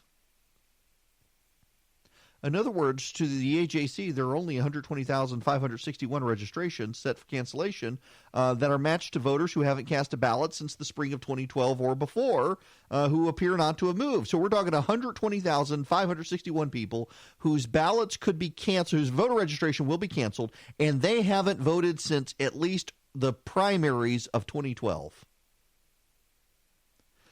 Election officials believe most of them have still moved out of state. People have the opportunity to go find them. But again, the AJC is pointing out that in all the ACLU's hysteria over the numbers, many of the 70 people identified by the ACLU as questionable cancellations, and these are people who may not be canceled, they appear to have moved away. They filed change of address forms. Their mail was undeliverable, or their property records show their homes have been sold. Some of those who haven't participated in recent elections told WSB-TV in Atlanta that they have no intention of voting and don't care that they're being removed from the state's voter rolls. What? How can this be? We're told that the right to vote is sacrosanct and everyone should do it and everyone does want to do it, and yet here come people saying, wait a second, we don't want to vote anyway. This is a manufactured outrage by Democrats, and the ACLU is complacent. Remember, the ACLU made a really big stink about the polling places. Oh, what was the county in South Georgia? I can't remember the county name now. County in South Georgia was a white county. It might have been White County, controlled by majority black Democrats. The Board of Elections run by Democrats, and they were closing polling precincts. And the ACLU never bothered to point out that the polling precincts that were being closed were the ones that the Republicans kept winning. The ones that the Democrats won were the polling places that were going to be kept open. They were closing precincts that didn't comply with the Americans with Disabilities Act because the county's too poor to make the upgrades to comply. So what they were going to do is they were going to consolidate the counties, and the ACLU made a big stink about it. They and the Abrams campaign, they claimed that this was all part of Brian Kemp trying to suppress the vote, which is what they're trying to do now. But the AJC's actually gone through and they've run the numbers, they've done the data, and it turns out that of the names that the ACLU came up with as people who were going to be unfortunately canceled, they weren't even on the list. But they had all moved out of state. The state of Georgia is not going to cancel someone's voter registration unless they haven't voted in 7 years or they have moved out of state. If they've moved out of state, they're voting in those states. There's no reason to keep them on the rolls. And the AJC looked at the numbers of this 313,000 people. 190 some odd thousand of them have moved out of state, or they've moved to a different county and they're registered now in that county. We're only talking 120,000 people who we can't find. The AJC went out and found some of them, and guess what? They had the audacity to say they're not going to vote anyway, so they don't care. You're not supposed to say stuff like that. I need to apologize to my audience. I set the recipe, the sweet potato pie recipe, to go out on Friday, and then I headed off on a guy's weekend. And it apparently did not go out, and I only just now realized it, so I will send out the sweet potato pie recipe as quick as I can. I was actually going to – so if you're just tuning in, welcome. It is Eric Erickson here, and you can call in 877-97-ERIC, 877-973-7425. I have had a series of vacations this year, and I have wound up working on every single one of those vacations. And I have not actually had a vacation where I completely unplugged in, I don't know. I don't know that I've had a vacation where I've completely unplugged. And this weekend, some buddies of mine decided they were taking me to Vegas. They took care of everything. All I had to do was show up. And I showed up, and my electronics were confiscated. Was not allowed to work. I occasionally could I sneaked in a little bit, but by and large, I was not allowed to work. And I wasn't allowed to watch the news. Wasn't allowed to go places where the news was on. I was completely prohibited, and it was glorious. I really now realize I've done it now. I've done it. I survived. The world did not end. I can do this. I can go away. I can spend time with friends and family and not have to work, and it was great. But I've been playing catch-up on the plane ride home yesterday, trying to play catch-up as the worries and work stresses began to sneak back in, being more and more mindful of how important it is to actually have friends you can relate to and have conversations with and enjoy each other's company and not make it all about work. I was actually telling a buddy of mine this weekend that Charlie, my producer, and I got to catch myself because I find myself obsessing and wanting to talk about work with Charlie all the time. And he's a friend, and I feel like I'm burdening him by wanting to talk about work all the time. Of course, he does too, but at the same time, you know what I mean. It's hard sometimes to check out of work, particularly if, like me, you love your job. It is what you think about. It consumes a great portion of your time. But I have been finding more and more in the last year that I am putting work ahead of even family, and I'm bad at practicing what I preach in that regard because I'm constantly thinking about work, the growth of the show, what affiliates do we need to target? What advertisers do we need to target? Are we going to get advertisers? How's the revenue stream? I don't have a great business sense myself, and it is I've realized I've got to surround myself with people who have a better business sense than I do because I can show up and talk. And I know, and the ratings prove it, that I can sit down and I can have a conversation with you guys behind the microphone, and it is in some way entertaining and meaningful enough to people that they want to tune in every day and listen to it. And I appreciate you guys very much for doing that, particularly for a show this new. And a lot of stations are no longer getting the calls wanting to know why the voice that I replaced is no longer there. They've got me, and they're getting used to it, and I appreciate it, and I value it. I really do. But that's what I want to do. I want to be on camera. I want to be on the microphone. I want to talk. I want to keep people company. I want to make sure they know they're not alone. It's one of the whole purposes of what I do in radio. And listen, a lot of people think you can just show up on radio and read the headlines or whatnot, and that's it. But no, you've got to at least make it compelling. You got to make people learn something. You got to be a place where smart people can go get even smarter. You got to be a place where people can be entertained. You keep them company on the ride home or on the ride to work or when they're in their office and they're bored and they don't want to talk to their coworkers. They turn me on, and who's that voice in your office? So I appreciate it. It's doing radio was something I never expected to do. I fell into it completely by accident. But along the way, I have realized that my strong suit is I can sit down and I can talk until I'm blue in the face about a topic and try to make it as engaging as I possibly can. But I do not have the business depth or sense. It's not my background. Yes, I was a corporate lawyer. I could incorporate businesses. I can do it with my eyes closed still. And I can help get people in the right direction. But I need other people to help me get in the right direction. That's one reason I like my buddy Chris Burns over at Dynamic Money, which, by the way, I should say this hour is sponsored by Dynamic Money. If you want to get yourself in sound financial footing, go talk to Chris Burns at Dynamic Money. Basically, think of him as a general physician for your finances, where he's not going to make a commission off of you selling you products, but he's going to go get with your life insurance guy, your lawyer, your estate guy, your stocks and bonds guy, your retirement planner. He's going to get them all together, make sure they're all on the same page so that he's got a plan for you for life to get you in financial shape, and he's going to work with each of those people. If you want him to manage your money, in full disclosure, my wife and I let Chris manage our money. He'll do it, but he doesn't have to. You can keep it with Fidelity, Merrill Lynch, wherever, Vanguard, and he'll just get your right strategy growing and moving forward. So go to dynamicmoney.com if you need help. He's like Dave Ramsey, but he'll let you use a credit card. But so Chris is one of the, and Charlie and Philip, just having people that I can talk to about business. You got to have people who are experts in areas you're not. I'm on an email list right now where this Mexican story that I was talking about is circulating, and there actually is some very interesting data about the family in Mexico that they're nut farmers in northern Mexico, and they've lived in the area for a very long time. They had some very big business deals there, and there are others who are trying to cut into their business deals. There's a rivalry taking shape south of the border.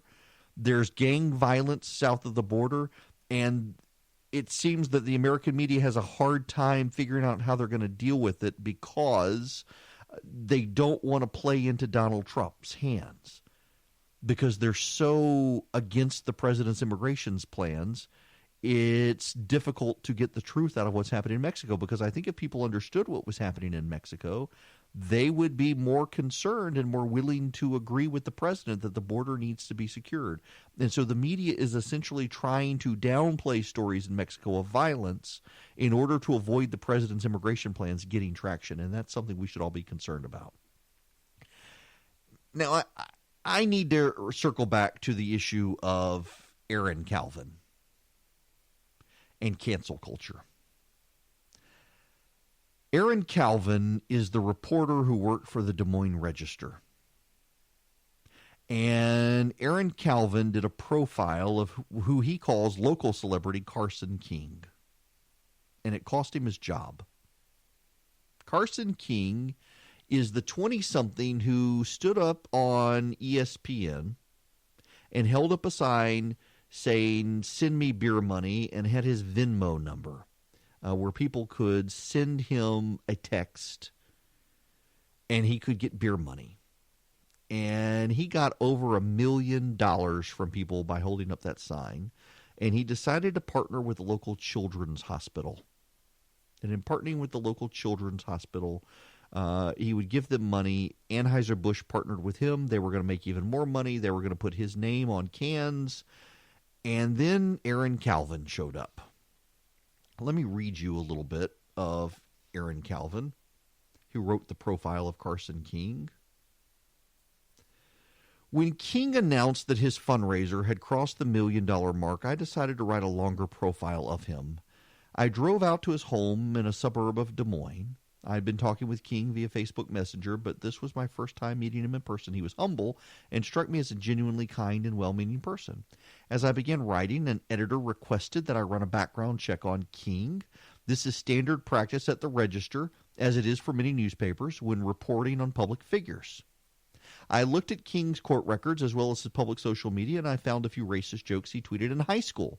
In context, I could see that these had been references to sketches by the comedian Daniel Tosh. I told my editor about the tweets and was asked to reach out to King for comment. I believe this was the right thing to do. Performing background checks on public figures is part of a journalist's responsibility. If I had found the tweets, others would too. I approached King with an understanding that what you tweet in high school is not necessarily representative of your beliefs as an adult, and he duly apologized.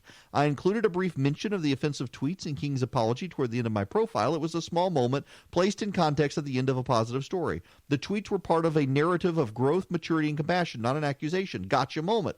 When I asked King about his tweets, I tried to communicate I wasn't trying to bring him down. It was clear to me now, though, that he was worried about personal blowback. As is common in the world of celebrity PR, he moved to get ahead of the details that would be revealed in the profile. He held a press conference, and he apologized publicly. In a statement given to the local television statements, he noted a Register reporter had brought the tweets to his attention. I was not provided the statement. I don't believe King set out to implicate me, but because he preempted my forthcoming profile, people believed I had intended to impugn his character. You know what? I can stop reading this garbage. This guy wound up losing his job by sabotaging King. I want to, again, read you a couple of key phrases in here. The standard practice at the Des Moines Register, as it is for many newspapers, when reporting on public figures. Performing background checks on public figures is a part of a journalist's responsibility. But this guy, Carson King, is not a public figure. He's a guy who held up a sign on TV asking for beer money, and the media made him famous.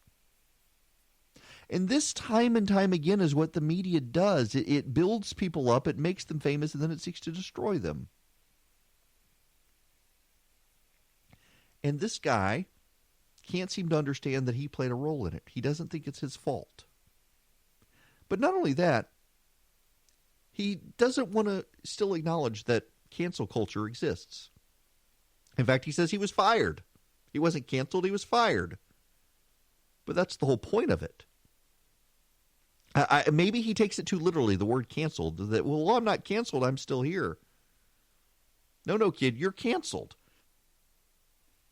The media has fired you, and good luck getting a job. He's having to go as an act of penance to the Columbia Journalism Review and write from his side how he did nothing wrong, and he's a fallout from people going after him. But he wasn't canceled, but he was. Maybe it's cognitive dissonance. I don't know. But this guy blew up another person, and he got caught in the fallout of his own story.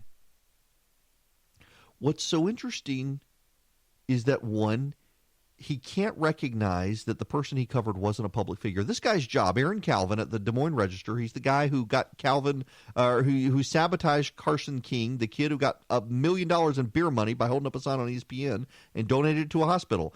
And Aaron Calvin, one, cannot accept that Carson King is not a famous person. He can't accept he's not a public person, a public personality. Because his face was on TV, he must be a public persona, and therefore he's fair game to be covered, including all the stuff he did in high school. He's fair game. Except he's not. He's not a public person. And this guy doesn't understand it. Not only that, he doesn't understand that, yes, the mob did come for him. He can't accept the mob came for him either. And the reason he can't is because he was on social media before all of this happened, and he was mocking the idea of cancel culture, that cancel culture doesn't exist, that the whole idea behind cancel culture isn't real. And yet, time and time again, we see that it is real, where the left-wing mob tries to get someone taken down, taken out, removed from a job, removed from the town square where they can speak truth to power. They're not allowed to anymore. They get thrown off social media. They get thrown off TV. They get thrown off radio. They're silenced. The silencing of the person is canceling them. But what's more, he laments that there was no union at the Des Moines Register. Had I been a union member, I believe I would have been more effective advocate for myself. The day I was fired, the Department of Justice approved a massive merger between Gannett and Gatehouse, forming the largest media corporation in the nation. The Gannett-Gatehouse merger will result in a historic monopoly over local news media and will prompt widespread layoffs. This is a progressive kid, Aaron Calvin. He rejects cancel culture. He thinks people who are punished by the social media mob deserve it. He doesn't think he deserves it, so he doesn't think he was canceled, even though he was. And he thinks unionism would be great. Progressivism leaks into this because it is the logic of an insane asylum. Progressivism does not make sense. We're still in the early days of shaking out the doctrines of wokeness, and this is part of it. Unions are good. Unions would protect him. Cancel culture isn't real, but he got canceled, but he wasn't really canceled. And what did he do? He turned the social media mob against a guy who just wanted beer money. And when he got so much, he donated it to a local hospital for the children. A guy was literally raising money for a children's hospital. And Aaron Calvin turned the sights of a newspaper on this private citizen. And now justifies this. Well, he wasn't really a private citizen. He got on TV. Therefore, he must be a public persona.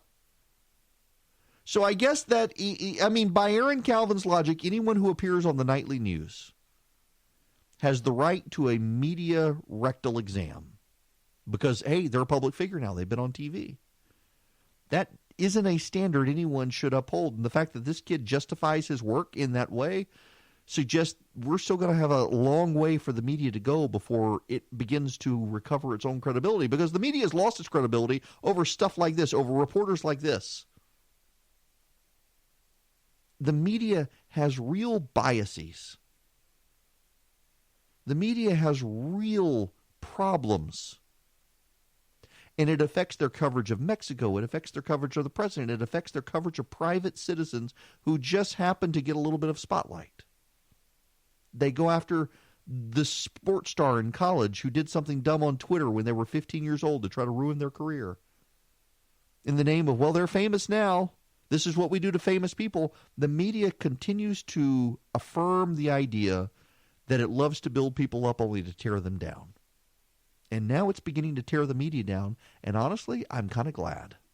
I was kind of shocked to see this story in the Wall Street Journal. It's a good one, though, relevant to those of us here in Georgia. It came out over the weekend. The headline, if you can manage a Waffle House, you can manage anything. Running a 24-hour budget diner isn't glamorous, but it forces leaders to serve others with speed, stamina, and zero entitlement. This is a piece by Sam Walker in the Wall Street Journal. He's a former reporter and editor of the Wall Street Journal and a author of a new book, The Captain Class, A New Theory in Leadership. And he basically studied Waffle House. And his kicking off point was of a young lady from Georgia who headed to college, decided to get a job at Walmart. Let me read you some of this. It's very, very interesting here. What does it take to be a successful Waffle House manager? Speed, for one thing. To meet the goal of serving every customer in 8 minutes or less, the wait staff doesn't bother punching orders into a computer. They write them down in shorthand code. They read them aloud to cooks. The cooks remember them by arranging condiments on empty platters. I always wondered about that. A face-up mustard packet signifies a pork chop, for example. If the restaurant is busy or short-staffed, managers dive in. The company's training program teaches them how to analyze profit and loss statements, but also prepares them to cook, clean, and wait tables. Now, that may sound like stopwatch overkill, but the company's president, Walt Emmer, spoke on a recent podcast, said doing grunt work is good for business. It helps managers earn the trust and respect of their teams while staying connected to the entire operation. You learn a lot about what's working and what's not. Once they tackle the pace, the next challenge is endurance. Simply put, Waffle House never closes. If there's a crisis in the middle of the night, the manager gets a call. And that's a supreme testament to their stamina. It's called the Waffle House Index that FEMA uses to assess how bad a storm was. To encourage retention, it offers managers bonuses for keeping turnover low. To discourage them from overworking people, it expects stores with high sales figures to have higher staffing costs too. Now, think about this. Pause.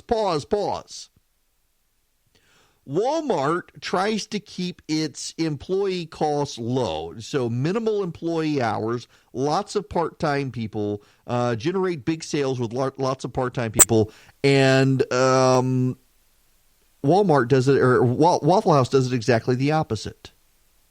If your store has high sales figures, you better have high staffing costs. Meaning you better be paying people a good salary to keep them, and in keeping them to bring others in to also work part-time in your Waffle House location. The more sales you do, the more they expect you to pay people. That sounds capitalism 101, but in the 21st century where people want to offload to computers and whatnot, it's not very intuitive these days, and yet that's what Waffle House does. Another interesting thing is that Waffle House discourages managers from dumping work on other people or taking more credit than they deserve or pretending to be nicer than they are. It doesn't work there. Successful Waffle House managers have to cultivate regulars. Doing that means relating to people from all walks of life. So they don't like to hire anyone who doesn't smile readily or make easy conversation. It's incredible. Essentially, the whole premise of this book is if you spend several years working at Waffle House, going through their management program, you can then leave Waffle House and work in any company on the planet, and any company on the planet would be crazy not to hire you. But there's a catch. The longer you work at Waffle House, the less likely you are to want to leave the Waffle House because you like it. That kind of explains everything. It's an unpretentious place where people who work hard can actually get ahead. It is a perfect model of American capitalism when American capitalism still had some sort of level of grounding in morality too. More of this. This was great to read. I highly encourage you to do it. I'll tweet it out right now. E.W. Erickson on Twitter. You'll be able to find it.